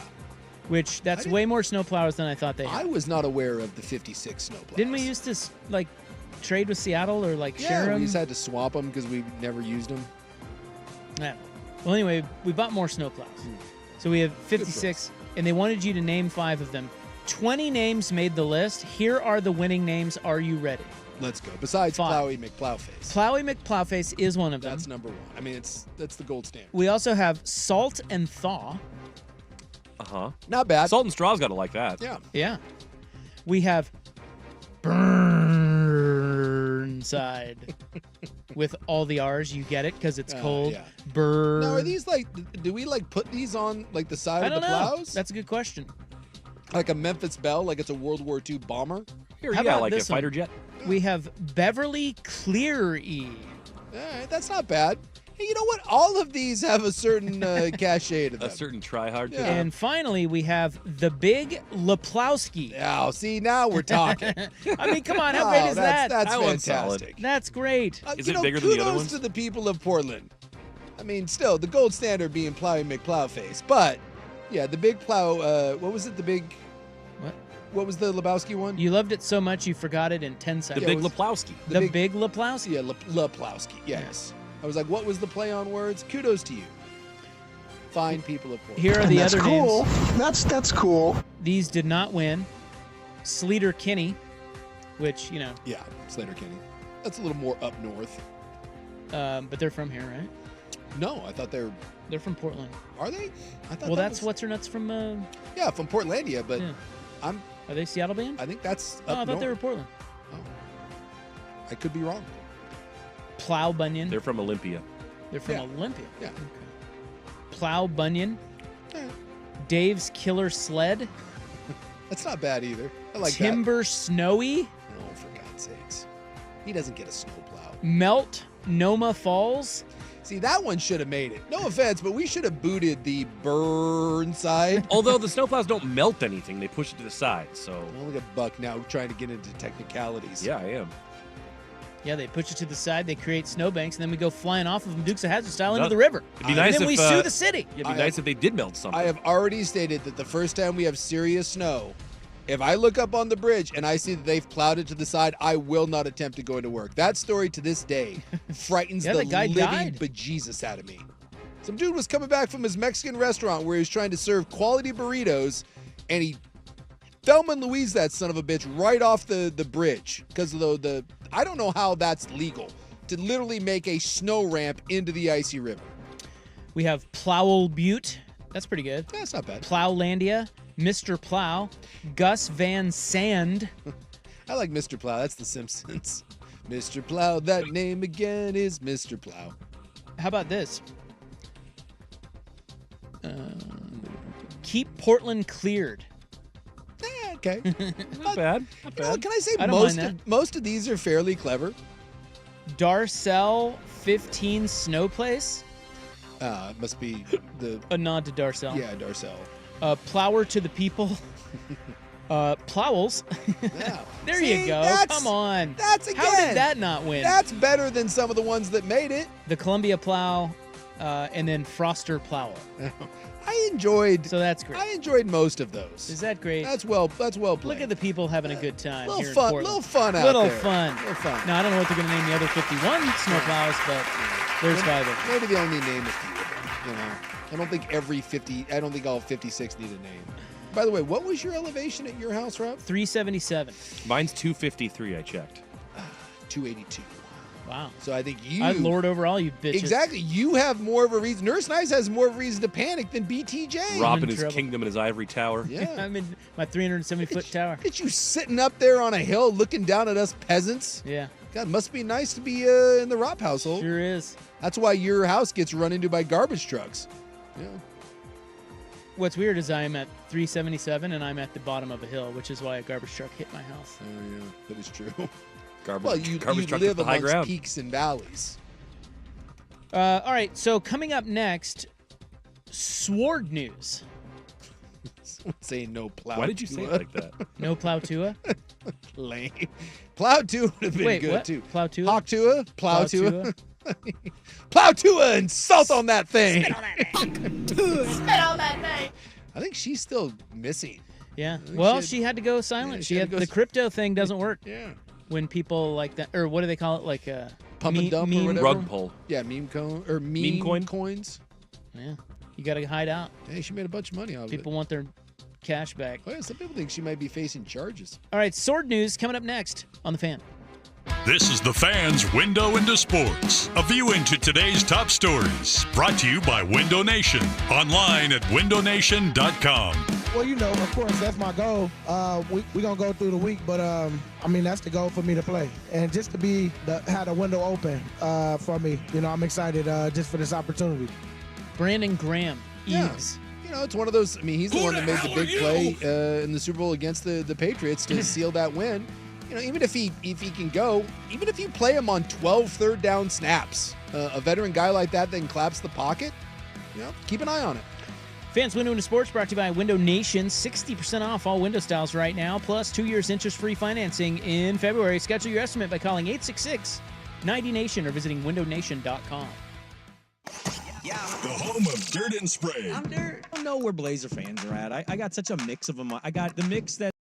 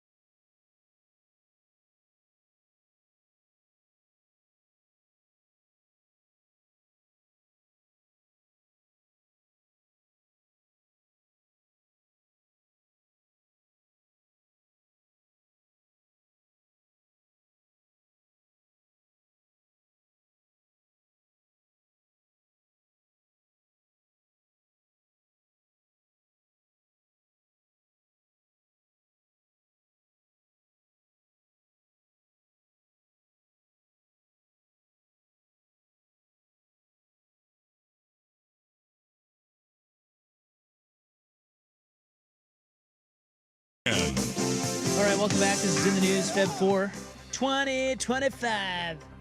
I have time for one more story for you, and it involves a sword. Okay. Can I just say that anytime a sword is involved in a news story, the insanity level immediately doubles. First off, who has a sword in 2025? And if you do have one and you're using it, it means you're effing crazy. A 43-year-old Portland man who fatally chopped his brother in the neck for damaging his beloved Japanese sword, of course, was sentenced Monday to 10 years in state prison. That's it? Yeah. So he killed his brother with a sword, and that's all he got was 10 years? Means he'll be out in 5? William Lawrence appeared to regret dealing the fatal blow to his older brother, Gus Lawrence. Just moments after the stabbing, he called 911 and said, "I just killed my brother. Oh my God, I'm so sorry." Wow. And that's all you got. That's what so in a fit of rage, you chopped your brother in the neck with a sword for touching your sword. How is that even possible? That's all you got was 10 years because you said, "Oops, I'm sorry." Gus admitted to using his feet to bend his brother's prized samurai sword into an L shape while trying to break it. This is like a real Step Brothers. Did you touch my drums? I had the exact thought. Yeah. This is very petty. How petty do you have to be you're like, I'm just going to bend your sword? And that's your prized possession? So when deputies got to the house, they live off of Northwest Cornelius Pass Road. This is 1 a.m. It's out towards Hillsborough. Nothing good happens at 1 a.m. when samurai swords are involved. Deputies arrive, and Gus is upstairs on his bed because he had bloody bandages wrapping the soles of his feetsies because he tried to bend the sword with his feetsies. Hadn't he been punished enough that he cut up his feet? Well, he hadn't died yet. That's true. Deputies. What's this guy's name? I gotta look up what this. So we have Gus Lawrence and we have William Lawrence. William is the perp. Yeah. Gus is the dead. Deputies suggested that William Lawrence spend the night on the couch downstairs to let things cool off, and they left without taking further action. It was just minutes following their departure, around 2 a.m., that William rushed upstairs, slashed his brother, Gus. As he threw up his arms, he died of a fatal cut to the jugular. Jeez Louise. Yeah. With the L-shaped sword or a different sword? That is a good question. How do you chop someone with an L-shaped sword? It's still got a sharp edge somewhere. Yeah, it's just a little weird. It's like you're coming in with you're wielding an L shape. A corn scythe at that point. Telling your brother, take this L. How about this? That's true. I got a little twist here. The two brothers lived with their mother, Eleanor Markgraf, who is a former humor columnist for The Oregonian. Yeah, dude. What did you say their ages were? 43 and 44. All you need live to with know, their mom. and they live. This is Step Brothers. You lived with your mom. You lived with your mom, and your prized possession was your sword, and your brother got pissy at you, so he bent it.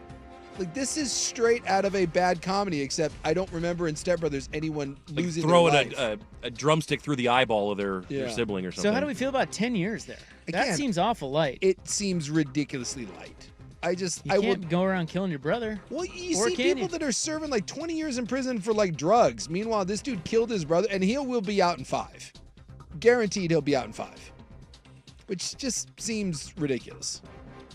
And that is in the news. Yeah, and you look at him, he just looks like a typical, murderer. I don't know. He looks very unremarkable. How about that? I'm sure he'll love hearing that. Just looks like a dude. Well, I think the least of his worry is me saying that he just looks like an average guy. He may now be stewing in the state pen, waiting to slash your throat when he gets out.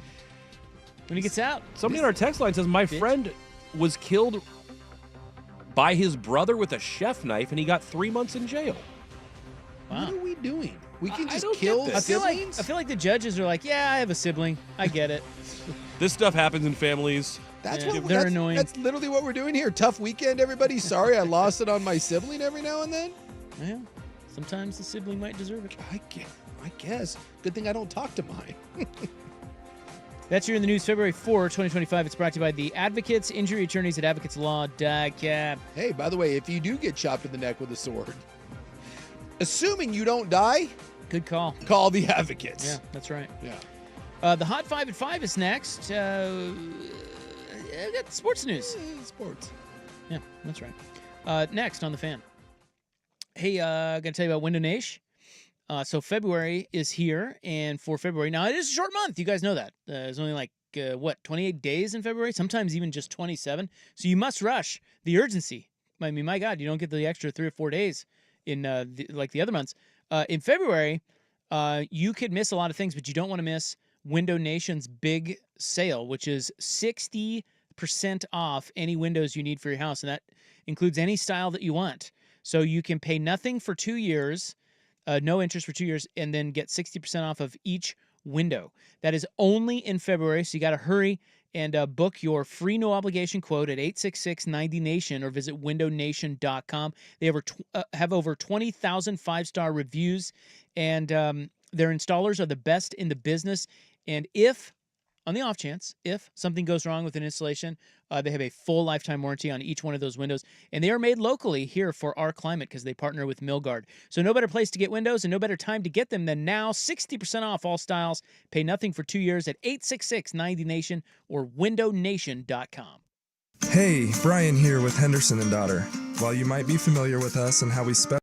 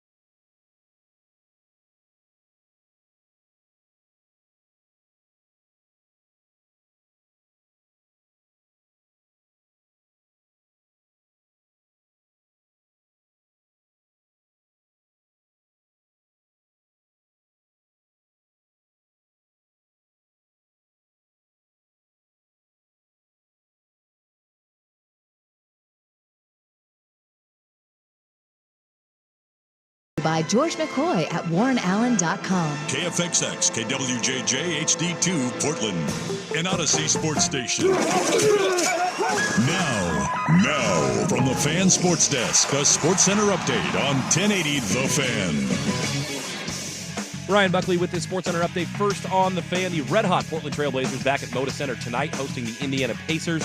Portland looking to win their 5th straight game and win their 9th out of the last 10. Matisse Thybulle is out for Rip City. Everyone else is available. Tip-off is at 7 o'clock. The Blazers, 4.5-point home dogs. Meanwhile, some other action around the association. The Celtics and Cavs just getting to the end of the first quarter in Cleveland. It's all Celtics early, 28-15, led by 12 points from Jaylen Brown. Meanwhile, they're almost at the half in Philly with Dallas leading the Sixers 61-58. And in Brooklyn, it's a 1-point game as they draw to the end of the first quarter there. More sports scores and stories in 30 minutes. I'm Ryan Buckley at the 1080 The Fan Sports Desk. Listen live or on demand on the Odyssey app, the Fan's desktop player, or tell your smart speaker to play 1080 The Fan. Jump back to earlier parts of your favorite fan shows on the Odyssey app. The only way to rewind Portland's sports leader, 1080 The Fan. It's 5 o'clock, or relatively close. I was wondering what would break first, your spirit or your body? This is a Super Week edition of Primetime with Isaac and Sue. Injured? Don't trust just anyone to something so personal. Call George McCoy at Warren Allen. Online at warrenallen.com. Primetime with Isaac and Sue on 1080. The Fan. All right, welcome back. Hope you're having a nice little Tuesday. It is your Sports Bros in the flesh. Yeah. That's right. We're right here. We've covered a lot today. It's me, Rop, and Big Sook's right over there. Our research department, a.k.a. me.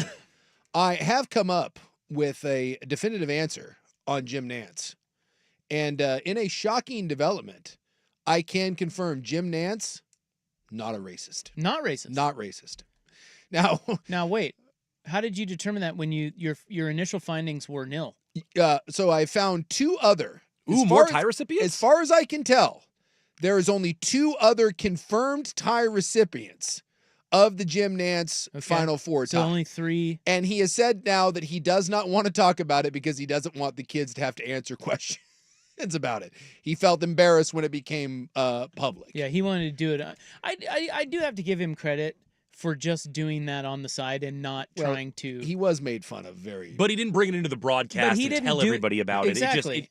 People found out organically, I think. It wasn't something that he was promoting all along. That's right. It was just his bit, and he was doing it on the side. No, yeah, that's fine. So it started with, and the very first one, it started with Corey Brewer. Okay. Those Florida teams. He's definitely black. He's definitely black, and who was not a senior. It turned into a senior thing. He said that Corey Brewer's dad was having health problems and couldn't come to the Final Four.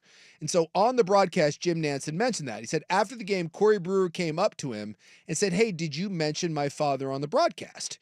And Jim Nance was like, "Yes, I did." And Corey Brewer goes, "Thank you so much. That was really sweet. My family, it meant a lot to me." And he said at that moment, he was inspired. He just took off his tie and gave it to Corey Brewer. Here, kid, take my tie. Yeah. And so that's how. That is so weird. It is beyond bizarre. And Corey Brewer said he didn't really think anything of it, but he said it was, he kind of appreciated the gesture, but thanks, bro. Whatever. So that's how it started. Wow. Yeah, Corey Brewer's like, "Hey, did you mention my dad?" Jim Nance is like, "Yes, I did. Here's my tie." And then the only other one, dude, I must have looked at like probably 70 different links because there's a million of these stories. And the only ones I could find was the Villanova kid, which is the confirmed one. Okay. And then Corey He's Brewer, white. He's white. Who's the tiebreaker? And then the other one was Duke's Quinn Cook. Black. Black. Okay. He is black. Okay. When I saw Duke. So there we go. Not racist. No, when I saw Duke, I was like, And Quinn Cook is an awfully white name. Yes.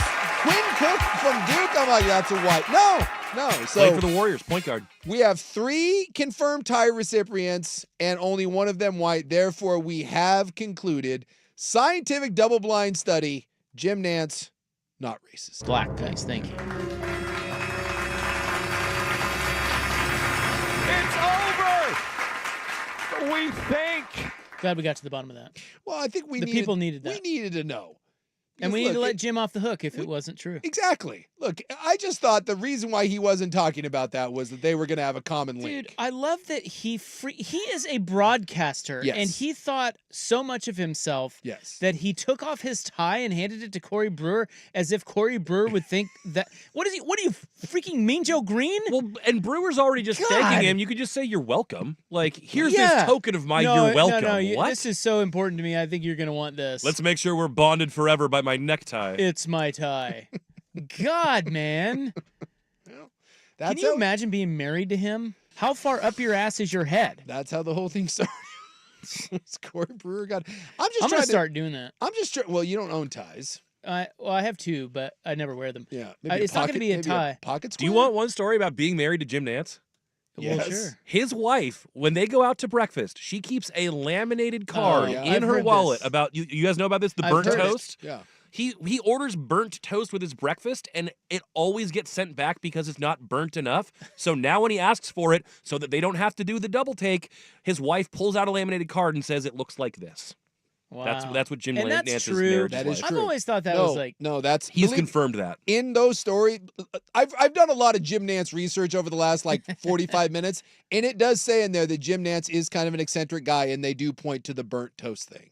Wow. That is a thing. And it's not just his wife. Jim carries one too. Oh, he does? Yes. Oh, they both have on there. They both have a laminated photo of burnt toast that they do Or maybe hand then it was to- his wife that said, you just need to start carrying this because I'm tired of doing this twice every She's time we as go to bad as breakfast. he is. Yeah, that's Jim Nance. Ugh. I'm just trying to think of what I would do. Like, you put 20-year-old me, like I finished a college football game, and Jim Nance comes up to me after a bowl game or whatever, is like, young man, here's my tie. You tie it on the side of your head and pound a couple beers. Oh, it just kind of feels like how about a Fresca? I mean, Cool, thanks, I guess boomer. you just say thanks. I mean, you're not probably rude about it. I just would be like, what the hell am I supposed to do with a Jim Nance tie?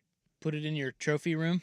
Yeah, the one kid from Villanova did say that he does have it with his other Final Four, I mean, I guess you memorabilia. gotta keep it, but Oh. do you? Does that go for something on eBay? Is a Jim Nance tie? Is that worth something? He says he's handed out hundreds of them. He gives them to like kids and students and autograph seekers. Of course he does. Yeah, he hands out ties. I'm gonna go ask him for a tie. If you're at see him at the Masters, big Jim, can I get a tie? He could be in Portland broadcasting, the NCAA tournament or something. Something. Get a tie, man. I'm gonna go down there. Hey Jim. One for the kids. It's now sponsored. What's Of the course. little company with the whale, the vineyards? It's got the little pink whale. You know what I'm talking about? I do know the one you're talking about. It's like It's something it's Vineyards Vines or something. it's Vineyard Vines. I think that might be right. So that Jim's ties are now sponsored. He has his own Jim Nance ties that he gives out.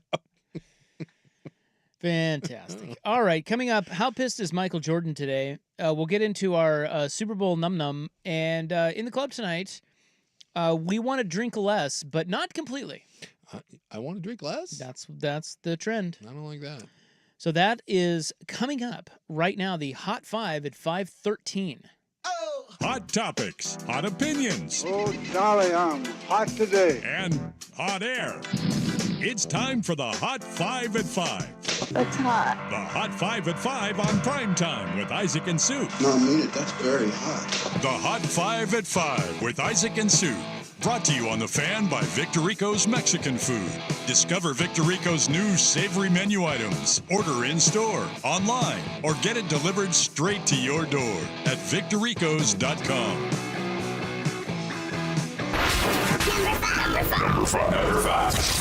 Number 5. NBA trade deadline is Thursday. Mavs made another move today. Not quite as large as the one the other day, but I would say so. they swap role guys with Philadelphia. Quentin Grimes, former Jayhawk, Rock Chalk. now a Sixer. Caleb Martin to Dallas. Yeah, the report today was that the Blazers, who are apparently shopping a couple of the vets, Robert Williams could be had, but they want a first-round pick for him. Whether or not anyone will bite on that, we don't know.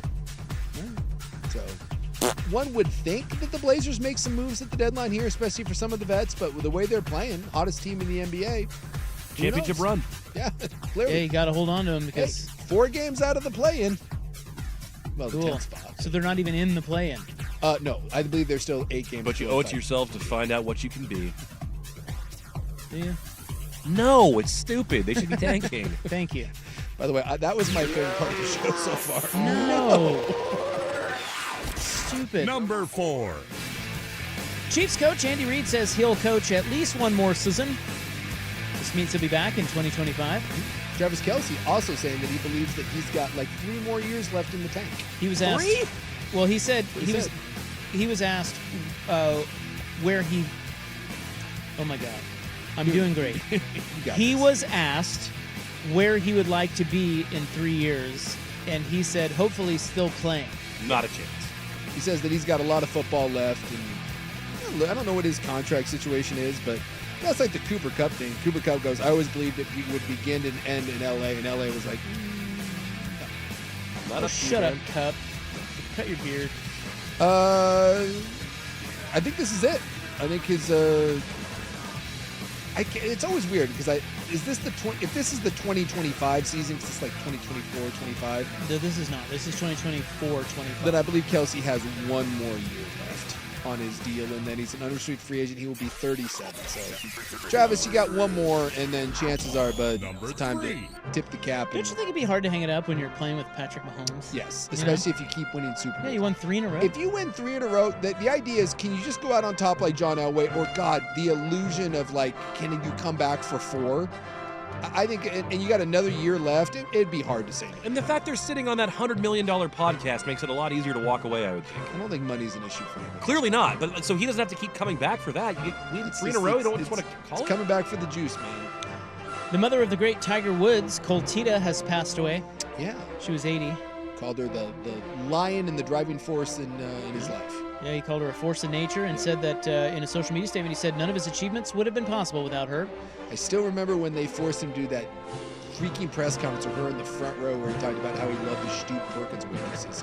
One of the most awkward moments in sports history. Yeah, her having to be present for the talk about sex addiction is really something. Jeez Louise. By the way, it's TGL Tuesday. Get your bets in.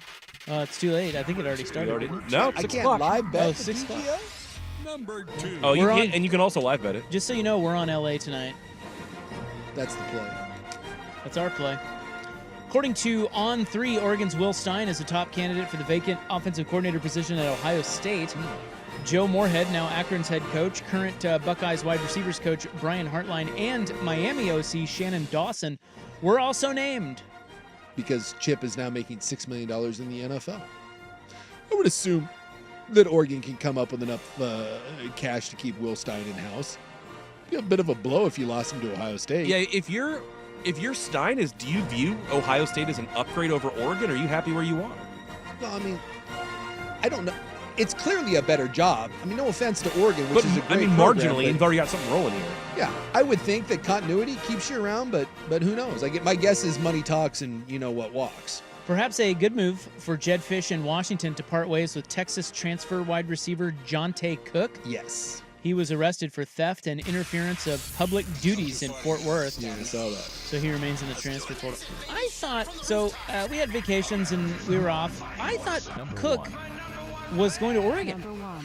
And then I read he went to Washington, and then he and Jed Fish talked, and Fish was like, "Yeah, you're not coming." Yeah, he was in Washington. They did a little photo shoot with him and everything. He was in the uniform, and then they said that they had agreed to part ways. Well, he was one of those kids that bailed early in the season when they to make sure they didn't burn their eligibility, and so he was sitting around waiting for a couple months, and people linked him to Oregon because he was down to Oregon and Texas initially, and then when the season was over and you're finally able to commit somewhere again, that's when he picked you to Washington. I think the word is out. This kid may be a bit of a jackass. He just got arrested.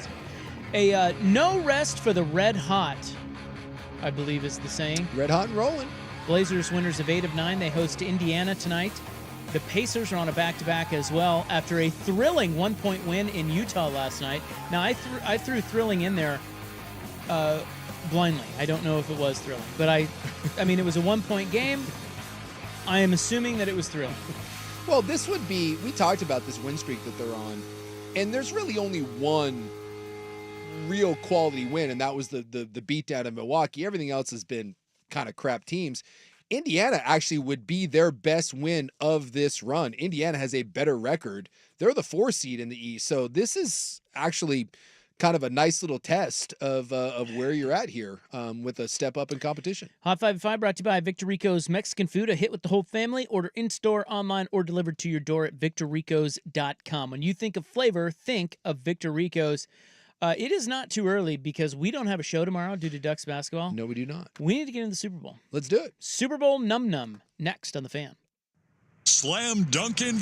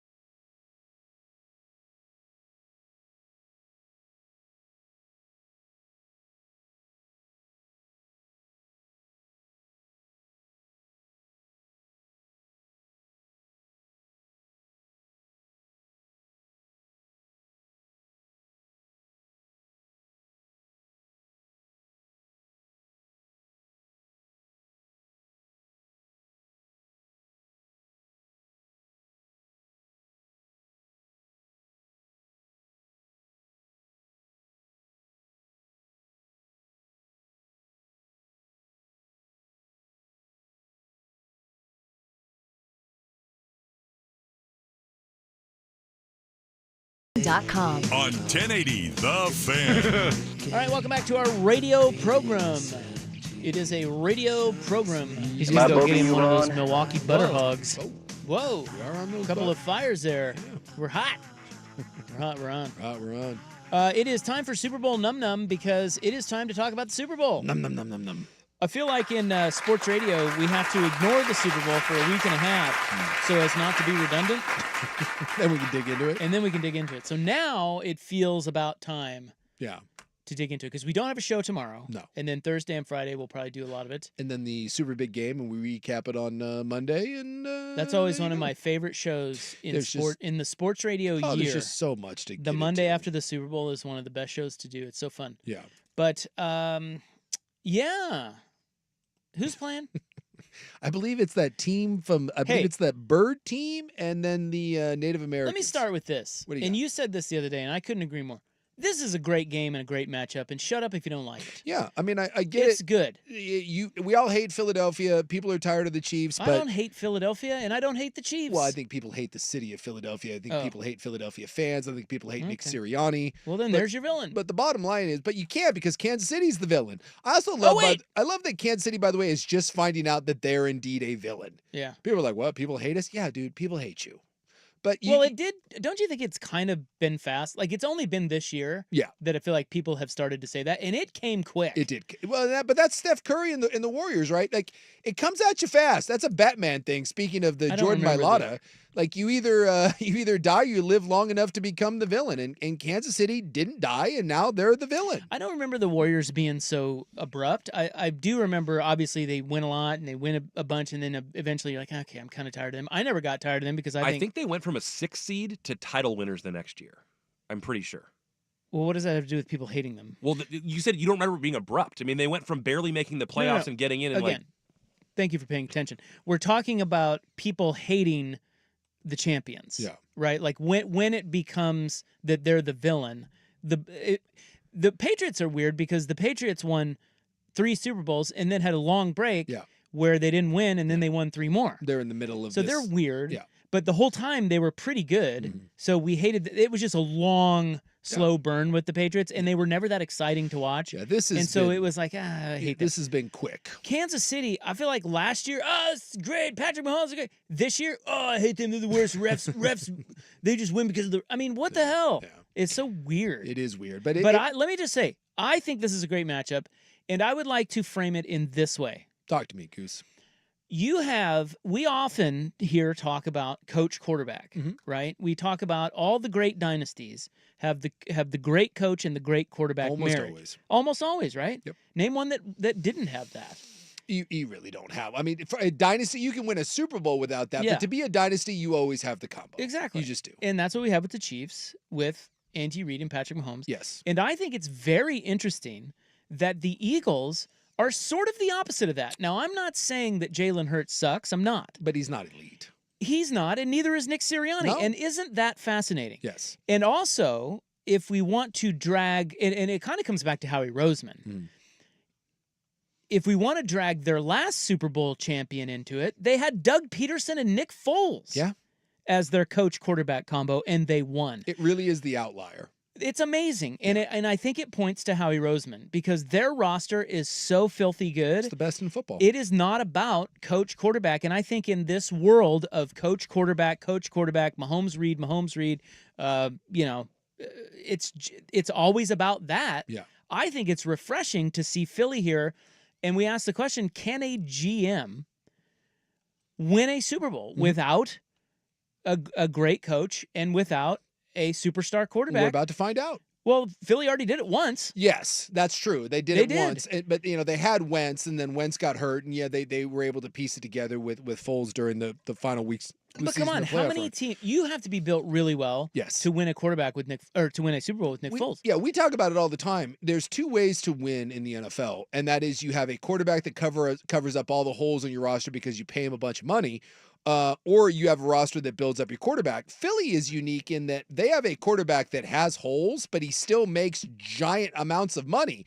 And their roster is so good, and they've done such a nice job of drafting, and they've done such a nice job in free agency and trades that they're still able to cover up the holes of the expensive quarterback that can't carry a team. They're really amazing. It really is. They are. That's why I said going into this game, outside of Mahomes, which is a massive advantage. I saw Stephen A. was talking with, it might have been Orlovsky today, and I thought Dan had a nice pushback, and he said, dude, regardless of what happens in this game, there is going to be the narrative that if Jalen Hurts wins, that Jalen Hurts is an elite quarterback, and it's just not true.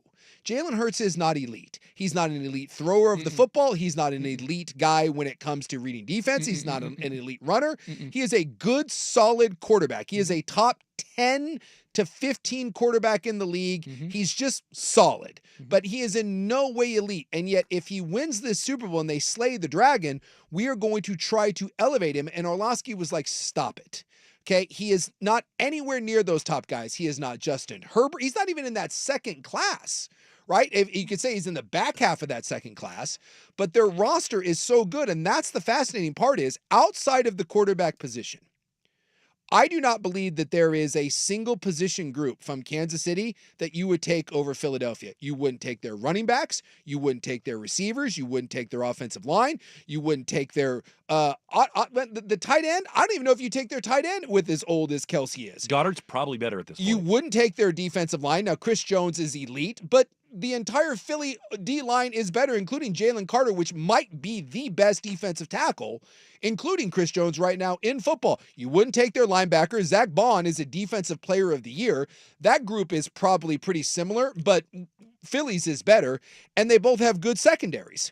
But there isn't a single position group that you would take. And yet going into this, we all kind of feel like Kansas City will win this game. We've seen it before because of Andy Reid and Patrick Mahomes and the fact that in one possession games, the last 17, including the playoffs, the Kansas City Chiefs are 7-0, and we watch them erase a 10-point second half deficit to these Philadelphia Eagles in the Super Bowl. We watched them come back against the San Francisco 49ers.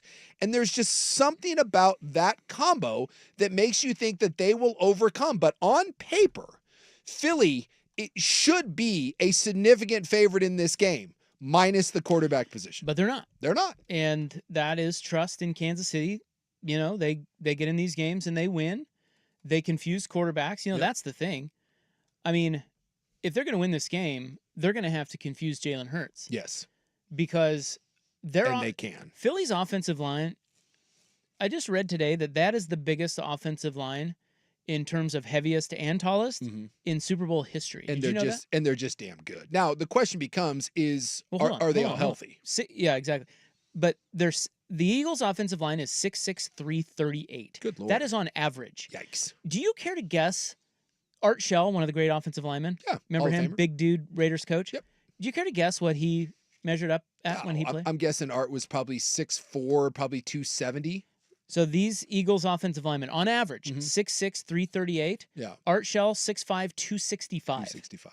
It's unbelievable. Yeah. Wall Street Journal has a great piece, if you've got a subscription, where they put these guys, like Mulata was one, and then who's the other? Becton? Yeah, the Mekhi Becton. The biggest guy. They're the two biggest ones. Yeah. They put their silhouettes next to, like, Steph Curry. Who's the little gymnast? Simone Biles. Simone Biles. Like, they're unbelievable. Yeah. So the offensive line should win the game for Philly. That's why they're here. Yes. They're 15-1 since their bye week. They're Saquon Barkley, and that's another thing about Howie Roseman. Give that guy some credit. Yep. He signed Saquon Barkley when nobody wanted running backs. Yep. And he put together arguably the greatest running back season of all time. Had they let him play, he would have broken the rushing record. A lot of that's the offensive line. Yes. In this same article, they were saying that Barkley's getting 3.8 yards before contact. That's silly. That's crazy. That's the best in the NFL since 2016. This is no shot at Saquon Barkley. He is shifty. He is good. But you give any running back 3.8 yards before contact on average, they're going to have that kind of season. Yeah.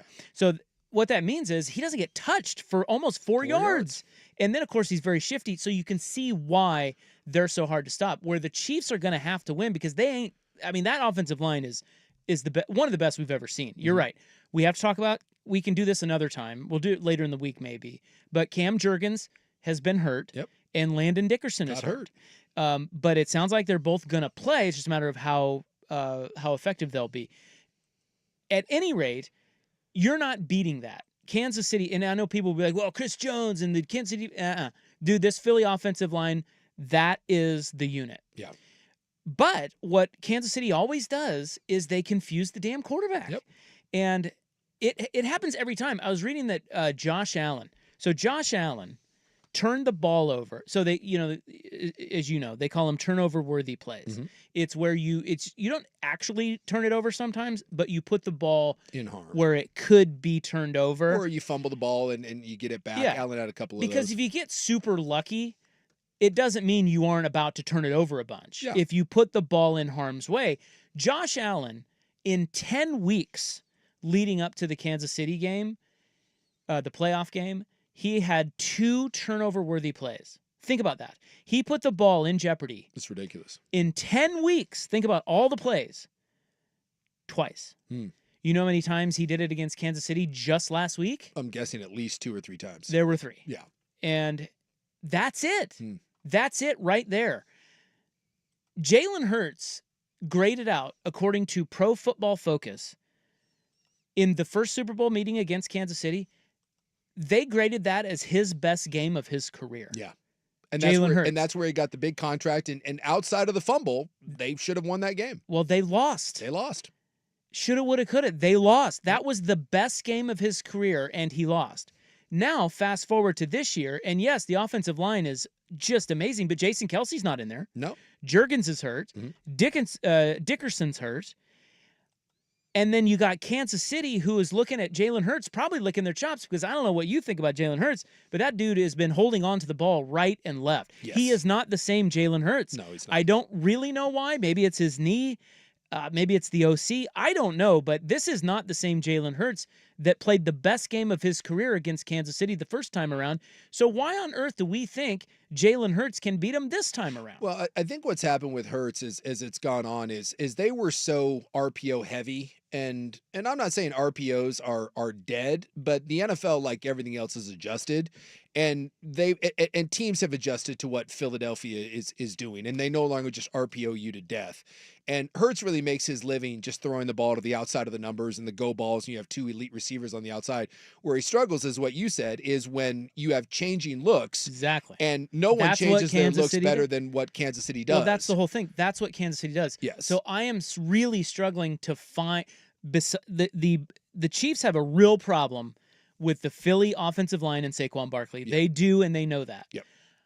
But I have a really hard time getting past how on earth Jalen Hurts, the way he's been looking and knowing what Kansas City does, how the hell does he beat them?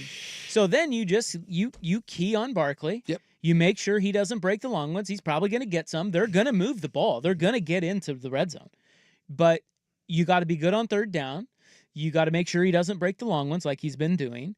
And you got to confuse Jalen Hurts. You do that, you're going to get a turnover or 2, and you're going to win the game. That's what Kansas City does. Yeah. I just don't see anything from Jalen Hurts that leads me to think that he'll be so extraordinary like he was last game, which, by the way, they didn't even win. No, the only thing I'll say if you're a Philly fan is Jalen Hurts, the game he played against the Commanders, and I get it, the Commanders defense is not the Kansas City defense, especially with the looks that Spags can throw at you. That's the best that Jalen Hurts has looked all year.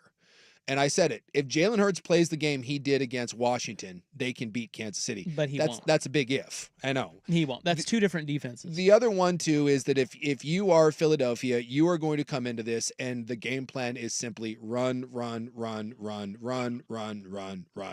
But Casey knows that. Casey knows it. And so again, it goes back to Jalen Hurts. A lot of teams stack the ball. They're the 28th or 29th passing offense in the league, and yet it's still one of the best offenses in the league simply because of Saquon Barkley. Look, well, and the offensive line. And the offensive line, exactly. So this is going to be, I know it's simplistic. If Jalen Hurts plays a good game, I think Philadelphia will win. To your point, do I think Jalen Hurts is going to play a good game against Kansas City? No, I do not. Which is why I think Kansas City will win, despite the fact that I think Philadelphia has top to bottom a superior roster at every position outside of that one. If he holds on to the ball like he has been, he's in trouble. I don't care how good their offensive line is. Chris Jones is going to murder him. Yeah. He's going to feast. Yeah. And so I mean, the other one that I hope that Philadelphia does is you got to take the training wheels off, and I would love to see Jalen Hurts get involved in the run game. Like design quarterback runs. Like non-scramble runs. Non-scramble stuff. And that's the other one. People think Jalen Hurts is this mobile runaround quarterback. He really is not. Get him involved. And I understand the knee is banged up, and I understand he's battled injuries. Dude, it is the freaking Super Bowl. And you know they are going to be loading the box against Saquon Barkley. Get Jalen Hurts out on the edge. Get him involved in the run game and try to loosen that up. All right. Well, we've got numbers coming up on our Super Bowl num-num. You see that? Num-num? Num-num-num-num. Numbers. Oh, yeah. I've got some numbers that you may want to hear. If you haven't bet it yet, I don't know if you guys have bet it. I don't know. I was an instant Kansas City. When I saw it under 3, I was instant Kansas City. No hesitation at all. And even if they don't cover, I still think I placed a good bet. I tend to agree with you. That's just this Kansas City less than a field goal is a blind bet for me. I don't care who they're playing. I want to bet Philly and I can't. Okay, so I have some numbers. And we'll get to some of those, and then we got to talk about Michael Jordan's kid.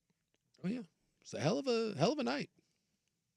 Yeah, he scored 36 and dropped his dad's name at the YMCA. That is coming up, but first, Buck. Now from the Fan Sports Desk, a SportsCenter update on 1080 The Fan. Brought to you by Reynolds Defense Firm. If you've been arrested for DUI, you need a team of attorneys that you can put your trust into. Call Reynolds Defense Firm today, online at reynoldsdefensefirm.com. First on the Fan, the Blazers back in action tonight, where they look to keep their red-hot win streak alive. They're looking for their 5th straight win when they host the Pacers.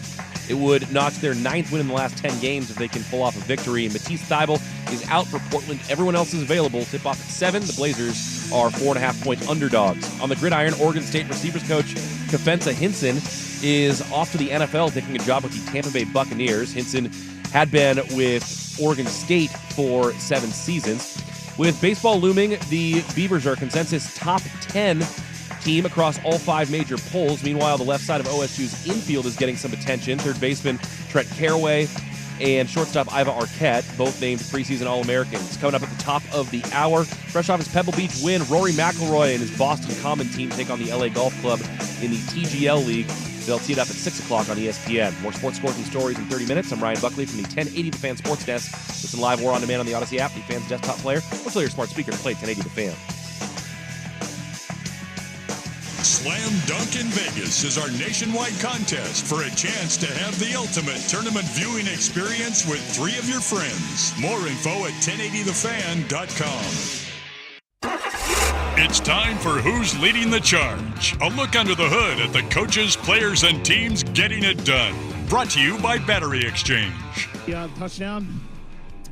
It feels amazing. It feels amazing when, one, you don't have to keep playing because he's taking it to the house after, only going 20 yards. And then 2, you get a lot of break. You got a lot of break time on there, and I feel sorry for our defense sometimes when Shayshawn takes it to the crib. That's Jordan Mailata talking about Barkley breaking big ones. He is delightful. And yes, as an old lineman, there is no better feeling than realizing that your guys just took one to the house. You get to go over to sit on the sidelines. And then there's the linebackers going, God dang it.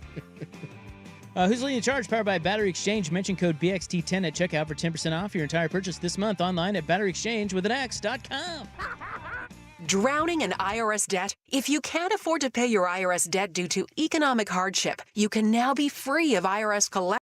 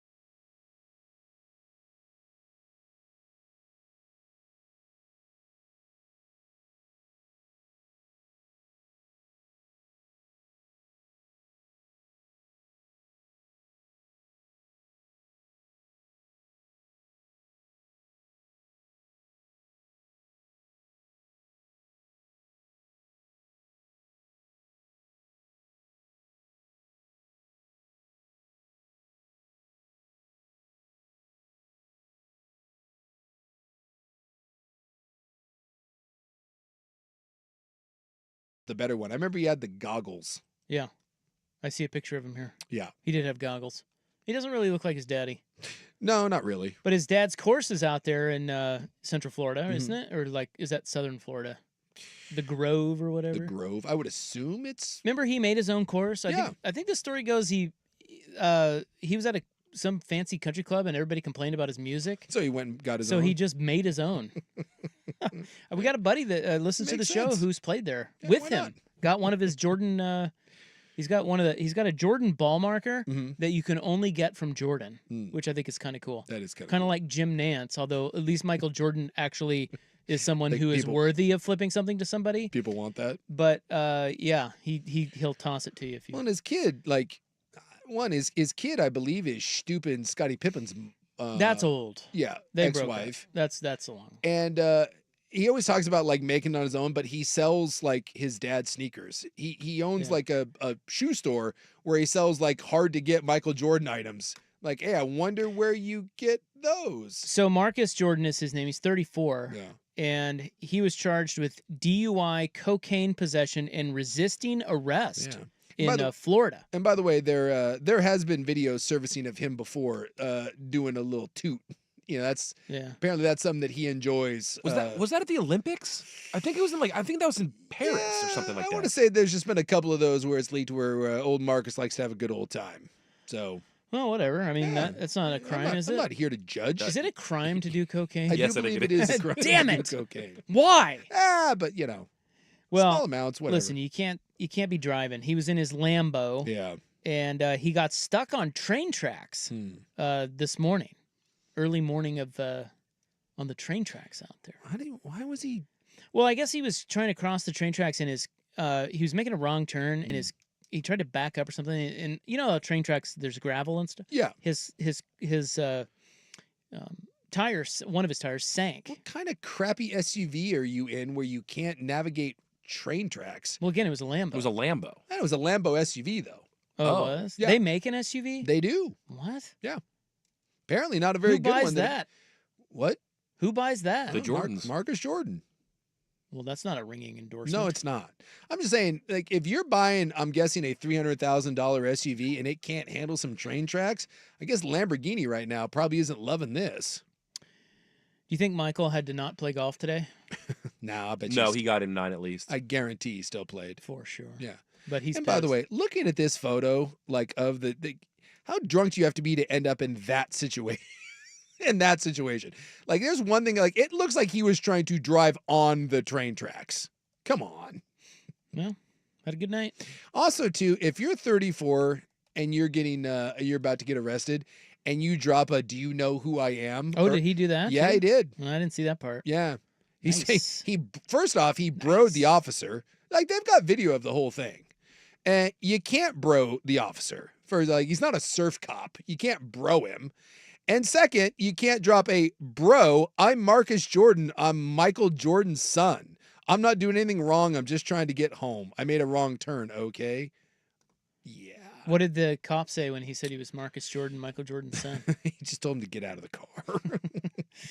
Get out of the car. At which point he said no, right? Because he was resistant. Yeah, he wouldn't get out of the car. He said there was somebody with him too. Yeah, he had a lady with him. But they finally Yeah, he said clearly we would just like to get our car off of the effing train tracks, which we're not trying to be on in the first place. And then they walked him away from his car. And although I do appreciate in the video, he does tell the cop how much the car costs. How much does it cost? $300,000. God. Yep. Are you kidding me? Well, I just love so far we've broed the cop. We've told him, "Do you know who I am? I'm Michael Jordan's kid." You say, "I'm not getting out of the car. I'm just trying to get my car off the effing tracks." Now you're telling the cop how much your car costs. Look, as someone that talked his way into a $300 jaywalking ticket, I can assure you that you're talking your way into a DUI right now. I mean, that might be the worst possible way to try to get out of a traffic stop. This raises a question. What is the worst luxury car? Like, what's the worst best car?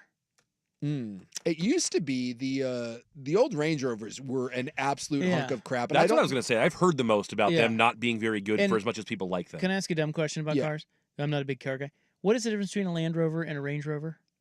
The Range Rovers are the nicer ones. Land Rovers are more of the like a Land Rover is like actually meant to go out and like Land Rovers are like full on big time SUVs. Also, I'm reading here that Land Rover is the brand name of the vehicle, while Range Rover is a specific model within the Land Rover lineup. So they're all Land Rovers. Yes, but the Range Rover is a specific type. The Range Rover is the luxury one that all the rich white women drive. I've always heard that about Range Rovers. Well, my buddy who owned a car dealership for many, many years would not when they take a trade in and it was a Range Rover, people would trade him in on really nice trucks. He would just send it to auction. He wanted nothing to do with them. They wouldn't retail them. Wouldn't do. They just like, hey, cool, here you go, get it out. So I think it's one of those that a lot of rich people like as a status symbol, and I don't think they're very well built cars. Do you think that Tesla's on the list? I've heard those. I mean, as far as I know, I think those are actually considered pretty reliable cars, other than the self-driving ones that crash and blow up. Some of them aren't that expensive, are they? No, they got fairly affordable ones. Mm-hmm.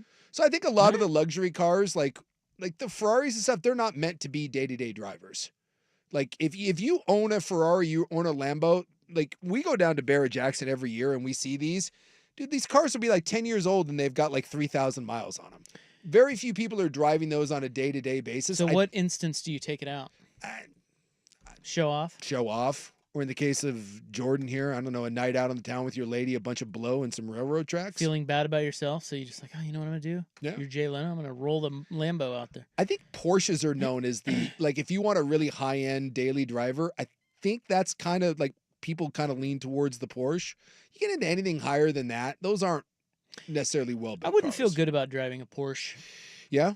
So I think Porsche is probably the cutoff. Like where I think if you have a Porsche, I don't think people view it like Mercedes, BMW, Porsche. I don't think many people Audi.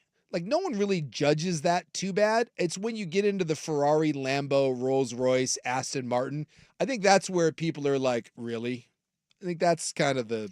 Well, you got to have... See, here's the way I've always thought about those. You got to have big money to drive those. Yes. And if you don't, you're a poser. Mm-hmm. 100%. So have you seen like the service, like the oil changes on some of those? Well, I'm just saying, like I'll never have that kind of money. I don't think. Yeah. So it just doesn't fit. No. You know, it's like, well, I don't want to.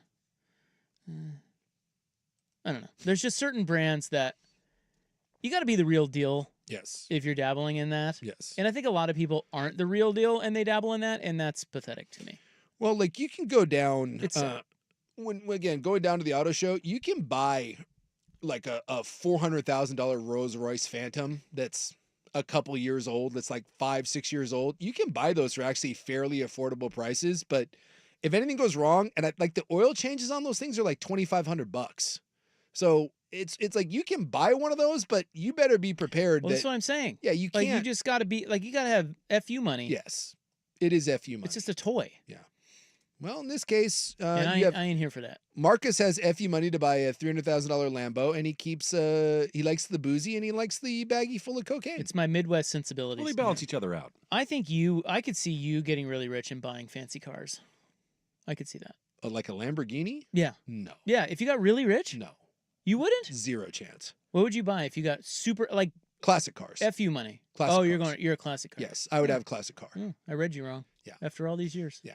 Like I would have an old Mustang or like an old Corvette if I could fit into it. I had you in a bright yellow I Porsche. Find those things to be the absolute biggest pieces of trash. Maybe a Mazda Miata. That's Schultzy. You see, like I just think those cars look like crap.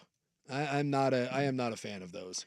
But like if you could like some like those the new ones now, when you go down to these things, like people are rebuilding the old Broncos and K5 Blazers, and they're selling for like $400,000 or $500,000, and they're amazing. If I had FU money, I'd be rolling around in that. I'd be rolling around in like a international Harvester or like an old SUV like that was redone. You know, at the Wynn, I just got back from Vegas. You know they have a McLaren store in there. Do they? You can buy a McLaren. Yeah, $500,000 or whatever it is. What? I didn't go in there. Yeah, I don't know. Bugattis are like that.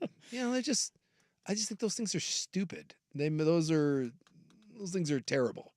But like, look at like those old international scouts, or they got like those old Land Cruisers, like the old ones that like David Attenborough drove around in.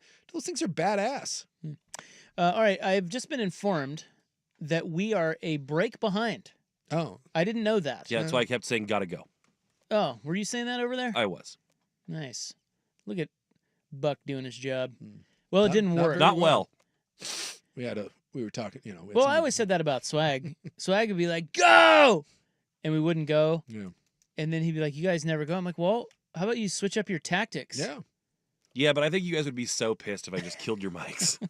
By the way, you should have seen the lady that Jordan got caught with. Is she a hottie? Good Lord. I bet the IG pool is nice to Marcus Jordan. Ooh. Wow. Jeez. That's not Larsa Pippen. That's not Larsa Pippen. All right, we got a break. Isaac and Suk, those are our names. We're doing sports on the Fan.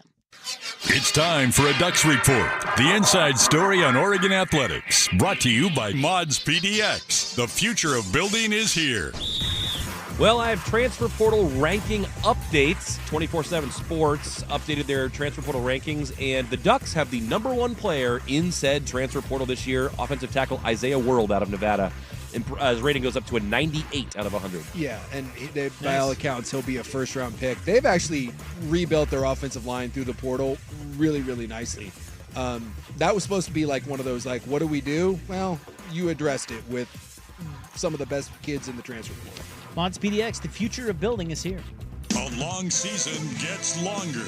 Scoop, sets, fires. Yes, sir, that was pure. Will Blazers fans be patient, or is this the big checkout? This is careening down the path of the worst 4-year stretch in Blazers franchise history, which can only tell us that we are 3 years away from an NBA title. Talk about it and get the inside story from your home for all-day Trailblazers coverage. 1080. Either go all in or go full reset. The Fan. You now have a friend in the barbecue business. Matt's Barbecue on North Mississippi, behind Prost. Sourcing only the finest meats. Briskets so juicy they sparkle. Ribs that shine. Visit Matt's Barbecue at the Hinterlands or our new location inside Great Notion Brewery on Alberta and fall in love with our tacos. Fresh pressed flour tortillas stuffed with the same great barbecue. Breakfast tacos, too. The next time you're hungry, head down to Matt's Barbecue because you have a friend in the barbecue business. This is Rick Jones of Goldberg Jones Divorce for Men.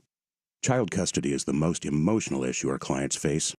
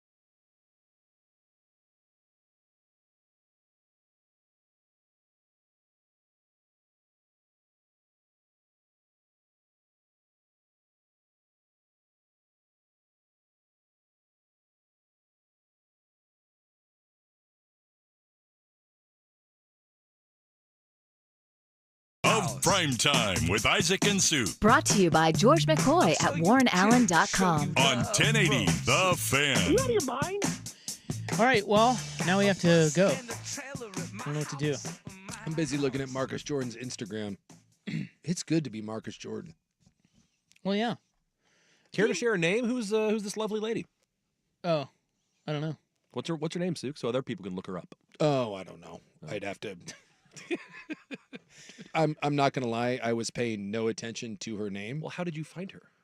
Well, there's a photo. Like when the TMZ is all over this. I thought you found many photos of said Yeah, woman. if you go to his Instagram page, dude, there's all kinds of stuff on here. His Instagram page is AirMJ, by the way. What a fraud. Well, I think he likes having people know that he is Michael Jordan's son. Which, I mean, I can appreciate the fact that being Michael Jordan's kid is probably, like, you can view that two ways, right? I'm always in my dad's shadow. I don't have anything on my own. Or you just lean into it, and your entire business is selling your dad's crap, and you tell everyone that you're his son, and you drive around a Lamborghini with, like, Instagram hots. And I appreciate that Marcus Jordan has kind of leaned into it. So when he dated Larsa Pippen, Yeah. Scotty's ex. By the way, I saw him the other night. He was sitting courtside at a college game. Mm-hmm. He looks old as hell. He's in rough shape. Yes. Scottie Pippen? Yes. Well, he's got a lot of bitterness and anger, which he looks old, man. It doesn't age well. So his ex, Larsa, dated Marcus. Yes. And she said she used to change his diapers. Yeah. Yeah, she said, like, back in the day when Scotty and Michael played together. Yeah. Yeah, that she would change Marcus's diapers. And then she stupid him. And then they did it that's, together. That's weird. Yeah. That's Isn't that weird. Well, I mean, it's the ultimate. I mean. Can I also say this? Yeah. To give you more content here in this bonus seggy. Mm-hmm. Larsa Pippen? Nah. Yeah. I'm going, nah. Yeah. Ashley Stevenson, by the way, is the one of the Marcus Jordan hots that's out there. And you're poo-pooing Larsa Pippen, huh? Yeah.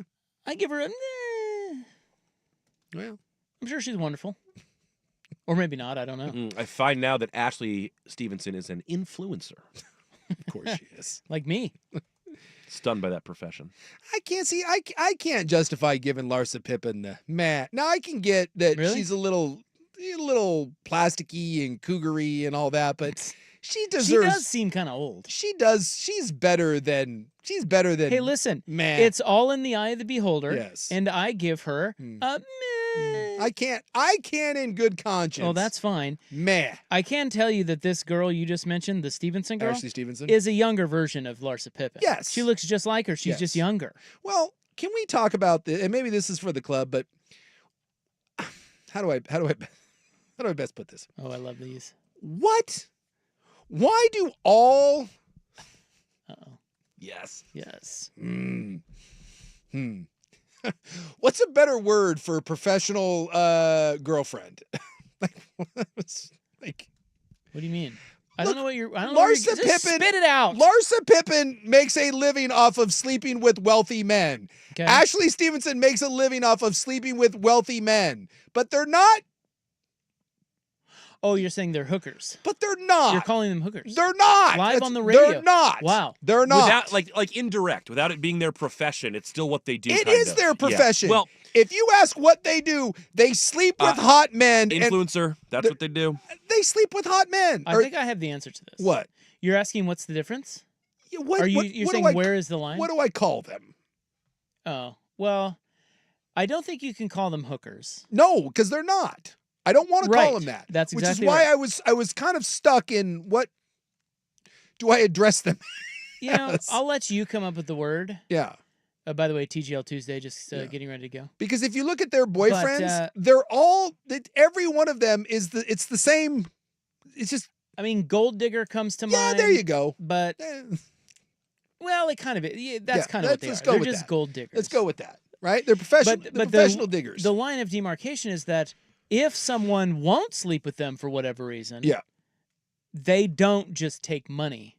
No, for sex. They just move on to the they next just move one. on to the next one. Yes. That's right. So you can't call them. No, you can't call them hookers. Yeah. Why do they all? And this is again going down to Arizona. We were at Barrett Jackson. Like all these rich dudes are down there, and they're all with and you and me, and they're all with the exact same woman. What? They all look exactly the same. That's the plastic surgery, right? Yeah, there's something weird though. Like when you become, like when you want to get into that field, like you naturally start to morph into that person. If you see one of them, you've seen them all. Like when you look at Larsa Pippen, you're like, you look exactly like I think you would look. And then when you look at that Ashley Stevenson, you're like, it's the same person. It is, it's just 15 years younger. And when she gets older, she'll look exactly like Larsa Pippen. And so there's only one model. It's like when you go to a neighborhood and they only have one floor plan, it's like they're like row homes and they're all built exactly the same. You're touching on something that could be worth exploring. And that is, are there ways to signal that you're a gold digger? Yes, I think there is. There's a look. I think it's that look. And I know what you mean, like the big lip filler and the giant and up tops. And the face gets pulled back and they all dress the same and they look the same and they move the same. My working theory down in Arizona was that there was only like 12 of them. They just move around really fast. It's like a flash sort of blur. You're like, wait. Hey, time is money. I just saw you with that guy over there. And you're like, nah, that's just another one that looks exactly like me. All right, well, that's bonus content. We'll continue. That's it's interesting. I'm not in that world, so I don't really know. They're there. Well, I know, but I'm just saying, like, do they have a signal? Like, is the signal, if you do this with your face and this with your tatas and, then you're one of, that way you don't even have to say anything. Yeah, you're just there. And it's like a name tag. And once you're in that world, you just go from one rich guy to another rich guy to another. Like you just It's understood. It's understood. Yeah, it's great. All right, Club 1080 is next on The Fan. If you've been thinking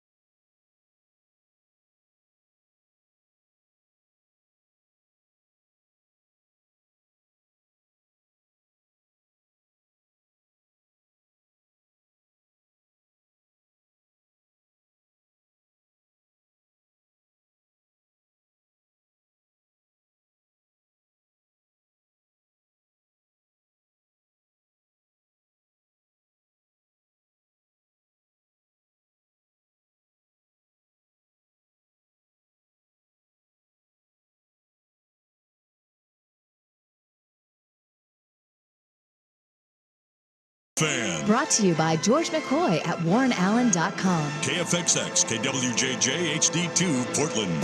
An Odyssey Sports Station. Now, from the Fan Sports Desk, a Sports Center update on 1080 The Fan. Brought to you by 808 Hawaiian Restaurant. Add a little aloha to your super pigskin party with Kahlua Pig, Terry Chicken, and Island Cocktails. Woodstock, Burnside, Beaverton, or online at ate-oh-ate.com. First on the Fan, the red-hot Portland Trailblazers are back at Moda Center tonight hosting the Pacers. Portland looking for their 5th straight win and their 9th in the last 10 games.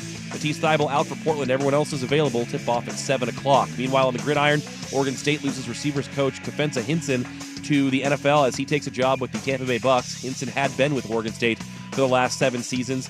And it's TGL Tuesday. The LA Golf Club has already taken a 1-0 lead on Rory McIlroy and the Boston Common Crew. That's live over on ESPN. More sports scores and stories. Good bet. In 30 minutes, I'm Ryan Buckley at the 1080 The Fan Sports Desk. Listen live or on demand on the Odyssey app, the Fan's desktop player, or tell your smart speaker to play 1080 The Fan. The original home of the Herd with Colin Cowherd. Weekdays 9 to noon, 1080 The Fan. The following show may contain adult themes not suitable for children. Shut the hell up. Club 1080 with Isaac and Suk. It does go well with a chicken. I didn't know hanging out with you was making me smarter. Full disclosure, Morty, it's not. Temporary superintelligence is just a side effect of the mega seeds dissolving in your rectal cavity. Oh, man. Yeah, and once those seeds wear off, you're gonna lose most of your motor skills, and you're also gonna lose a significant amount of brain functionality for 72 hours, Morty. Starting right about now. Club 1080 with Isaac and Suk is brought to you by Pub Beer, the official beer of cheap fun. Concrete jungle, wet dirty tomato. It's called rain. Comes down from heaven. It goes drip, drip, drip. The windmills are driving the whales crazy. Put your big boy pants on. Roth is here. We'll execute the baby. Right in the butt. They're eating the dog. They're eating the cat. They're eating the pets. Make America great, bitch. Mr. Unlimited. Ball.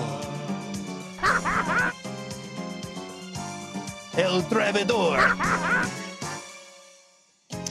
Nice heavy long and break. That sounds about right. Again, hey, our LA pick's looking pretty good. We're up 1-0. For TGL? Yeah. Well, yeah. What do you think it is? It's Tuesday. Well, no, maybe you're TGL talking about Tuesday. I think the Kings are playing. There's a lot of hockey tonight. Kings. Our Blazers are playing. What is a pacer? Do you know the answer to that? I think that's the pace car, is it not? I was thinking Indy 500 pace car, yeah. That would be my That's what guess. I've always thought. Is that not why the... What? I mean, Is that actually what a pacer is, or are we just all guessing I don't know, that just that's asking. right? I assumed you knew. I think that's pretty obvious, isn't it? I don't know, but I mean, it's got to be what it is. I would imagine. Indy 500. Yeah, right? Yeah. Mm-hmm. Adam Scott just put it in the water. Boom. Yes. Nice aim point. The Pacers nickname does come from the state's history with douche. The racing on the the harness racing and the Indianapolis 500 pace car. Mm-hmm. Didn't even have to look it up.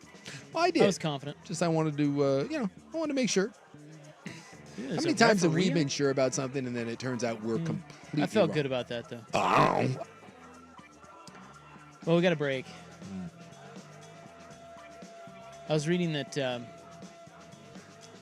they've done a study on the U.S. economy. Mm-hmm. You know? I'm familiar. I participate. How are the price of eggs? I don't know. Don't get me started. Why? What do you mean? Stop it. Start. Stop it. Things are going great. Are egg prices lower or higher? I'm very excited. I think everything is everything's just going great. You know, Are you one of those damn libs? We're getting great. We're getting great again. I feel greater by the day. Just each and every day I wake up and I'm like, man, Make America great, bitch. Things are great. Well, they did a study of wealth, or of the economy in the U.S. Because people always talk about, the economy. The economy has never been better. Okay. Taylor Swift, and we're doing great. We're lapping the field as far as the rest of the world, and yet Jace, and this is the tease for next segment. This is the tease. And this is the tip. We are this. Oh, I got a good idea about this. What would you say? It's going to be something, even though that we're doing better than everyone else. We're wealthy. Yeah, but we're also. I'm going to say we're either poor or we're unhappy and we're pissed off or we think that we're doing crappy. Be somewhere in We're that. wealthy, but we're poor. Well, We're we disenfranchised. make more, but we spend more. We're in debt, or we all like. Even though we're doing better than everyone else, we think that we're a pile of crap. Okay. And maybe comparatively think we're doing worse than others when we're doing just fine. Yes. Yeah, I do think there's a little bit of that. I'll tell you, it's one word, and you have already said it. Oh, there you go. We will get to that next on The Fan. The home of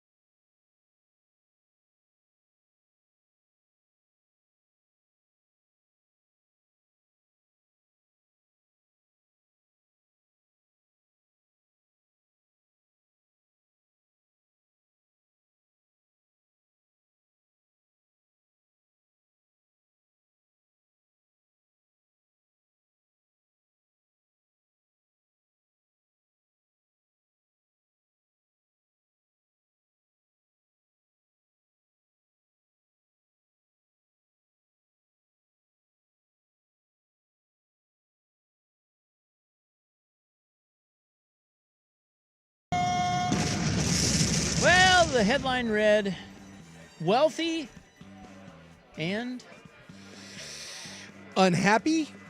Unhappy. There you go.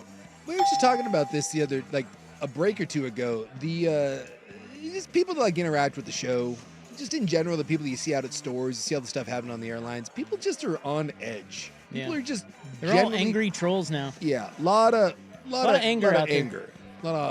It's very sad. Just venom being spewed. Like many other Americans, Douglas Harris, an economist at Tulane University, has found himself worrying about the quality of public discourse. Yeah. He says it is full of misinformation, cynicism, and polarization. Americans seem irrationally angry about the country's condition and can't even seem to agree on basic facts. That is true. Isn't that tough? It is bizarre to me that general facts, stuff that really isn't disputed, is now disputed. And we've reached the point where you can say something, we have you on tape and film saying it, and then you can just be like, I didn't say it. Nuh-uh. Yeah, no. Fake news. It's unbelievable. So Harris, back in 2021, recruited a politically diverse committee of experts to study the true state of the nation. He persuaded 13 other scholars who together have advised each of the past 5 presidents, stretching back to Bill Clinton, to do so. They released their national report card just yesterday. Okay. How we do? Why did I say it that way? I don't yesterday. Yesterday. Rocking you on a Friday. We are rocking you on a Friday. Or in this case, a Tuesday. It finds that the U.S. economy is performing better than any of its peers and pulling away from the economies of Europe and Japan. The U.S. remains far richer per person than China or India. The report also finds that the U.S. fares less well in almost every other realm, including health, happiness, and social trust. Yeah. China! He said, we're so wealthy, but so unhappy. In the end, the experts decided that 37 measures were important enough to list, including those covering economic output, employment, income inequality, life expectancy, environmental conditions, depression, community involvement, press freedom, and voter turnout. For a measure to make the list, roughly 75% of the experts had to agree on its inclusion. Okay, so they're very thoughtful about this. By the way, we came in at 23rd on the 2024 happiest countries in the world. Oh, that's pretty good. Is it? 23rd? 23rd? Well, I mean, aren't there like 300 some countries? I think for our resources, we should be happier. It's pretty pathetic that we're the we should be number 1. We are the wealthiest country in the world. You think North Korea is number 1? I think they think they're number 1. It's not. And believe me, if you've ever been over to any of the Scandinavian countries, they will not shut the hell up about that they are the happiest. Yeah. And by the way, they are the top 4 are all Scandinavian countries. Well, yeah. Yeah. That's to be expected. Yes. They're smaller. They have good governments. Mm-hmm. And they all have they have a disposition that we don't have. Well, and there's a basic level of security that comes along with that. And yes, it's just happier. So I would, the idea that the United States being this beacon, the house on the hill, right, where everyone wants to come here and we have more opportunities than anyone else, all that stuff is true and superpower. But the fact that we're 23rd, I do think it's alarming. In fact, like when you look at a lot of our stuff, we have the most expensive healthcare in the world, and it's not even close. And yet we're not top 10 in anything. Infant mortality rate, life expectancy, all that stuff. We're like in the 30s and 40s and all those things. So the group also commissioned a poll and found that a large majority of Americans agreed about the importance of most of the topics. The main exceptions were community involvement and environmental conditions, which only a slight majority of people thought were crucial gauges of our national well-being. Yeah. Community involvement, that should be way high, shouldn't it? Yeah, well, it's like almost every study will tell you, like in the blue zone thing, that having a sense of community and belonging is really important. But we got a little John Wayne in our blood. We get a little Johnny Cash. We don't need no one. Screw you. We sure do. Yeah, now watch this drive. Now watch your strike. Well, I mean, I've said this. If you travel around the world, like, we don't even do poor in this country. We don't have poor people. We really don't. We have poor for the United States, but you don't know what poor is. Go to Brazil and look at, like, the favelas. Go to some of go to Indonesia sometime. Go to India, and you'll find out what poor is. Like, when you're poor here, we still have people that will bring you food. You can still walk into a hospital as a poor person and get treatment. You can dial 911 if you fall. Like, Like, we have resources. There are other places where that does not exist. And I just, like I said, I just don't think we have a true appreciation for where even, not only what our ceiling is, but what our floor is. And I'm not saying not everyone is, as Jerry says, sunshine and glory holes, but we have a pretty kick-ass country. Smiles and glory holes. Yeah, smiles. But I don't know, sunshine. I just think the thing that we do most as Americans is complain. I think we're very at it. spoiled. Yes. This text, we have a text. Ooh, love the text on the Vancouver Ford text line. Envy is a real thing. It's not that we in America have it so bad, but often that our neighbor has it a little better than us. Even those in poverty in America are in the top 3% of wealth worldwide. A rising tide lifts all ships, but so many people aren't happy with the fact that they got lifted up unless they got lifted higher than their neighbor. Yeah, and that's kind of my point, is like our poor aren't poor compared to the rest of the world. By the way, the happiest countries, 2024, Finland, Denmark, Iceland, Sweden, Israel, I think is interesting. Okay. Netherlands, Norway, Luxembourg, Switzerland. See a pattern here. Australia, New Zealand, Costa Rica, the Kuwaitis, Austria, Canada, Belgium, Ireland. Okay. Yeah. There you Here's one thing I would defend America about. Well, many things, but one of the things that I've always kind of thought is, can you have if you are marrying like this? Of course, this is a lot more factors than just wealth and happiness. Sure. But they boiled it down to that. Yeah. If you're comparing those two things or marrying those two things, is it possible that is impossible? And is it, that's the first question. And the second question is can you have a country, because all those countries that you listed, they're all much smaller than the U.S. Yes. So if you take the largest countries in the world, how are we doing? Because I think there's two different, I think it would be very hard to be so happy, and I'm using finger quotes, when you have 365 million people. Well, and I've heard this argument time and time again. Like, when you look at Sweden, that I think has, like, it's something ridiculous. It's like 12 million people. Right. It's way easier. And Denmark was that way. I lived there for 3 months, and it's everything is easier to take care of everyone because you have a smaller quantity of people. And you're all on the same page. Like, I had a buddy from New Zealand who talks about how, dude, when the president over there, or whatever they call her, I forget her name. Prime Minister. The Prime Minister. Yeah.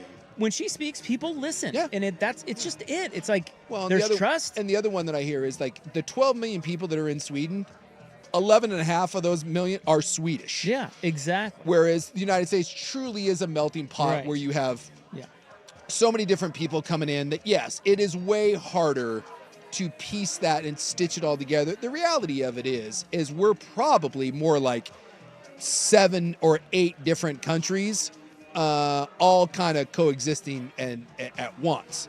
But it does say something that if you take Scandinavia as a whole, you have a pretty big swath of people that are independent countries, and yet they still all are pretty happy. Yeah.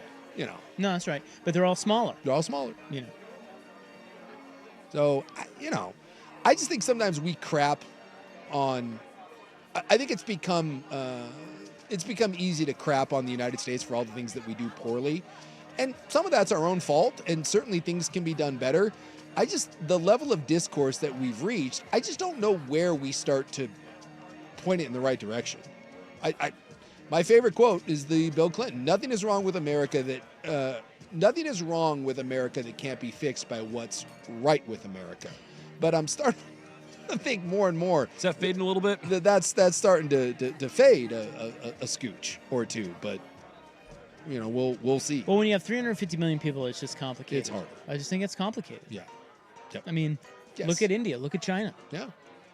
I mean, how do you even, if you go to India and China, and I guess to some extent the U.S., like, how do you even group that as one country? Yeah. It's just India like, has 1 billion people. Exactly. China. It's countries within. I don't know. Yeah. In other words, this list is bullshit. I'm happy as a clam. I just wish I don't have anything. I just wish in general, even when things were rough, that we could sometimes choose to see the positive and not always the negative, and not always I feel like we've gotten to this doom and gloom that no matter what, if you don't agree with me or my side isn't in, everything is going to hell and there's no way that it can be good. And we actually root for the other side to fail. And it gets gets, it gets convoluted, man. It gets kind of, I don't know. We've become tribes. Well, everything gets politicized. Yeah. And then people fall for it. Yep. And before you know it, we're in a little echo chamber. I mean, it's been a long. Yeah, it's been a long, slow ride, but I feel like we're at the bottom of the hill, and it's kind of a daunting task to get back up. The hard part is just wish people could see it better. Like, don't let yourself into that. No, I just see it like when we do something. Like, I'm always jealous. Like when something happens, like when the Olympics come around, right? And when Canada wins something, or Mexico wins something, or any of the other countries, that it's such a rallying cry, and we can't even do that, right? When the U.S. soccer team wins something, it's like, man, I hate all those lesbos on that team, and they piss me off. They don't represent my country, America, yeah. Or the other way around. If someone who's the Harrison Butker of the world or whatever, or someone says, I voted for Trump, therefore, F him, he doesn't represent my country, and it's just very few things anymore, actually, and maybe this is to your point, it's hard to bring 350 million people together.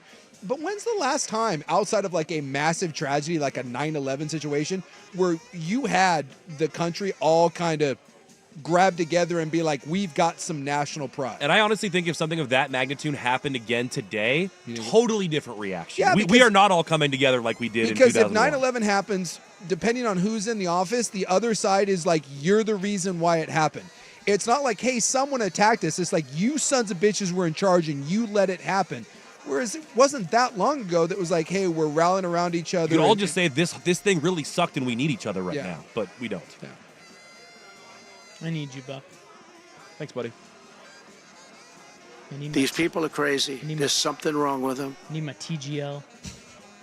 Maybe that's what can bring us together. By the way, we're up 3-0. LA's on fire. Told you Maybe you the should have played TGL is what unites us as people. You're going to be 4-1 before you know it, Rob. Indoor golf. 4-1 now. Tiger's mom's tribute that they just put up there. Titan of the sport. She was a titan of the sport. She was. Her little moo-moos. All right. Well, we're wealthy, but we're also unhappy. How do we fix that? I don't know. TGL. Alcohol? We just did. Yeah.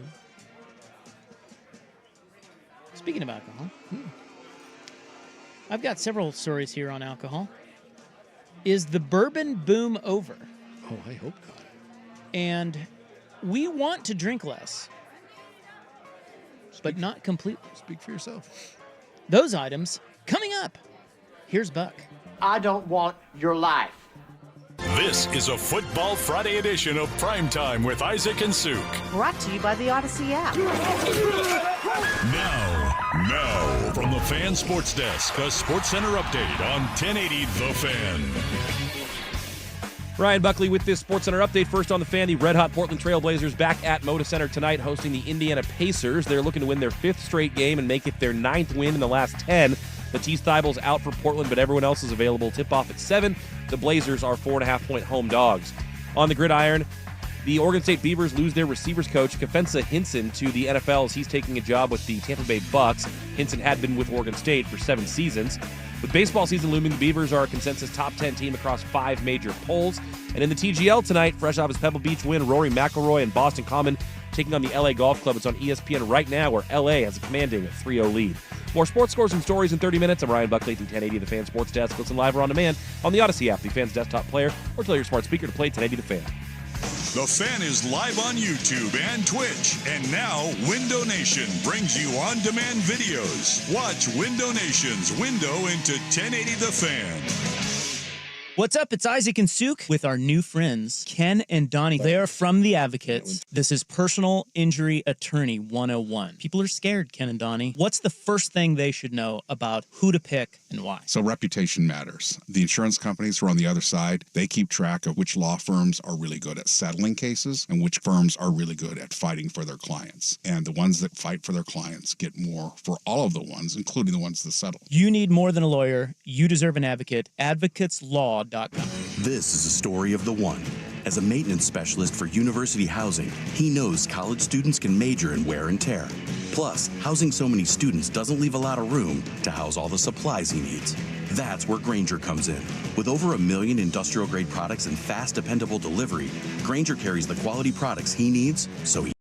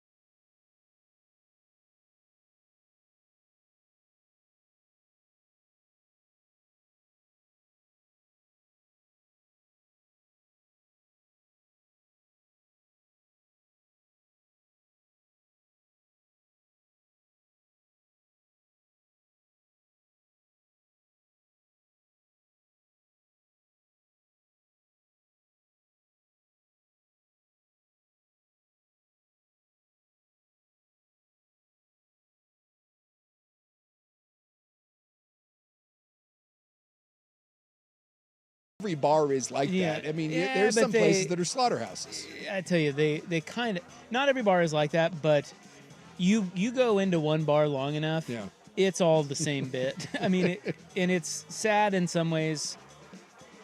I don't know. You know, you see the worst of it. But with dry January over. Thank God. I know, what a dumb bit that is. Which I didn't participate Well, hey, in. But my kids just came back from skiing. They were at Mount Bachelor.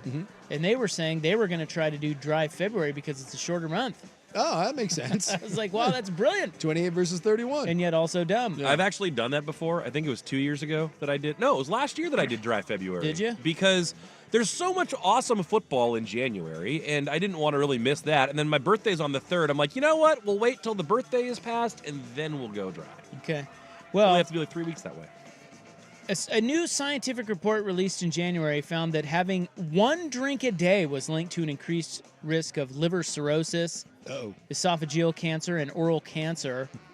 One? Yes. And it freaked everyone out. Yeah. So what percentage of Americans are saying that they plan to drink less alcohol in 2025? I'm guessing a lot. Well, and this is plan. Planning and That's doing two totally different things. That's fair. I'll say like 40% of Americans are saying they're going to drink less. And I bet the same people plan to every year. Yeah. And then they just don't. It's the same thing I plan. Yeah, people plan to lose weight. People plan, Yeah. I hear you. Yeah. It's easier said than done for sure. Because a lot of it is, it's just habitual. Sure. You know, you just do it out of habit. Yeah.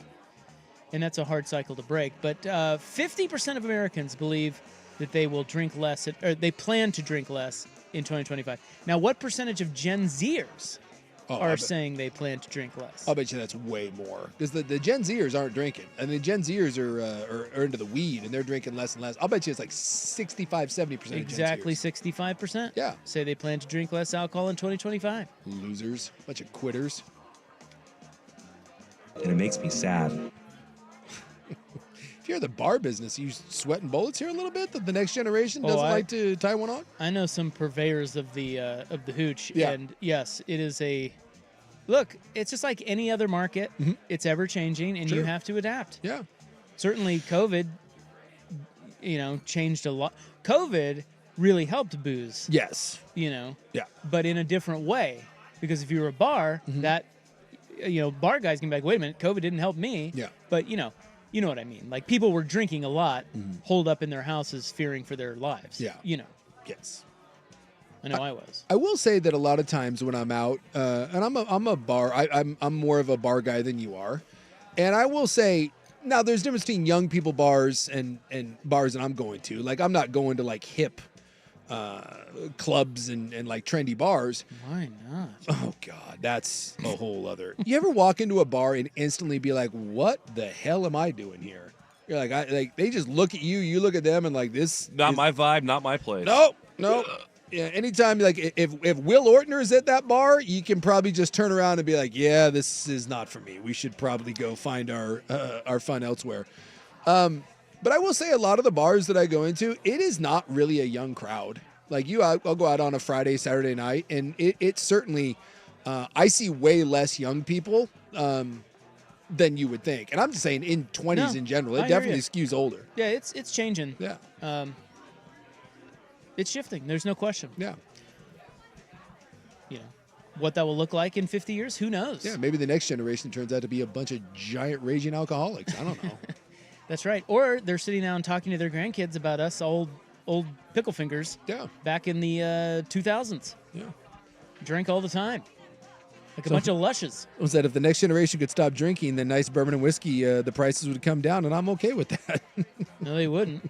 Yeah, they'd probably just jack them up. Jack them up for you, dude. Yeah. They're selling less. Yeah. That's not how it works. Well, and I think there is an element to this, too. So me and the lady, we were out and about this weekend, and we were hitting up a hotel bar, and you know what? I think hurts a lot of young people. Dude, $17, $18 cocktails. It costs a lot of money. Costs a lot of money. No question. It's expensive to drink casually at a nice place. Yes. Show. Yeah. I mean, that's why you got to find a quality dive bar. Shout Little out watering Jerry's. hole, yeah. But yeah, there's a lot of places that you go to now where, like, and they're not even, and this wasn't like super high end. It's just like if you go to a decent establishment, I fully expect to look down and see $16 to $20 cocktails. And sometimes if you're at like a nice place, you look down and you see 30, I'll be like, hell no. Like that ain't happening. And yet that's just kind of the way prices are. And I think that for young people, if you're being budget conscious, anyone's being budget conscious, I think that hurts that it's gotten so expensive. 3 ways you can drink less in 2025. Next on The Fan. We're down to 2 teams. The Chiefs are on.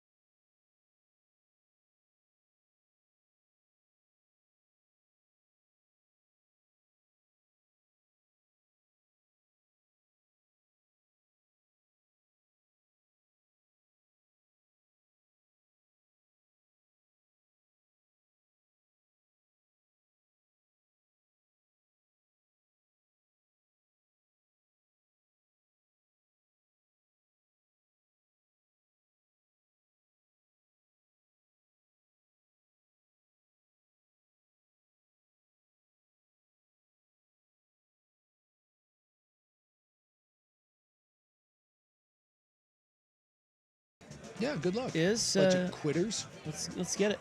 But you'd be healthier. You drink less. 3 ways you can do that, according to this article I was reading. One is a lot of people are picking certain days of the week to drink. Oh, well, and isn't that the weekend? I mean, it depends on how your work schedule. Some people maybe work weekends or something, but well, I'm definitely more of a weekend drinker myself. Yeah, I think a lot of people that's the default is, hey, I only drink, but like really sticking to that, only drinking on weekends, you can cut your drinking down. Mm-hmm. The second one is picking a certain drink and only drinking that. Yeah, that's one. Something you like, doesn't hit you in a way hard. that something else might. Because mixing and matching alcohols, that's where you get in trouble. See, that never gets me. I've never experienced that sort of issue. And then planning something in the morning when you're going to go out, or like just having a morning routine that makes it so that you can't get housed. Kids? Well, kids, yeah. I know. I mean, come on, that's the number one thing, isn't it? You don't want to feel like crap when you have to wake up in the middle of the night or before the crack of dawn. Every parent says that of little kids, right? Like I don't think there's one that doesn't. It's like, look, I want to drink, and there's still some drinking that gets done, but not nearly as frequently as you probably would. You got to shut it down. You know you do. I have a weekend jiu-jitsu class that I wake up and force myself to go to on Sundays, and most of the time it's a punishment. I'm not going to say very often that precludes me from sweat it out, big man, from having a good Saturday night, but I will say that I roll into there from time to time, and it's on the struggle bus, but that is one thing I go, and you got to sweat it out. Yes. Probably should just do the other and just I was going to say, I'm not going. No, and I guess that's the deal I make myself. There are many times it'll be like 1 a.m. on Saturday. I'm like, well, I got to get up, and it's like that's the deal I make is I'm doing this to myself, but get my sorry ass up in the morning at 8:45 and start driving. Doesn't work that way in my brain. I'm like, what? I have a what? Bite me. Going back to sleep. Hey, I see Schultze. What a treat. Love you, brother. He says, what up? Good to see you. He's in there grinding his face off. You know he is. What's, we got Hot corner? All right. By the way, Joe had the audacity to want to give me the golf balls that I gave him back. It's too good. Wait, did that make, those, huh? Did that make sense? It's too good for your shag balls. Yeah, he didn't like my shag balls. I'm like, what do you I bet think? that pissed you right off, didn't it? It kind of did. Throw a little shade at you. Old Nike balls, 10 years old, you ass. Oh, now you're too good for a giant bucket of balls that I just gifted you? Yeah. Doesn't sound like much of a gift if you don't want them either. Take him to the range and practice with them. That's what I did. Lord knows you could use the practice. It's getting heated in here. I like it. Heat it up. Look at LA. It's up 4-0. We're That's about to right. be 4-1, Buckley. That's right. You're welcome. Keep the train rolling. We are not back tomorrow at 3 to 7, as the Ducks will be on. We are back Thursday, 3 to 7 on the Fan. Good night.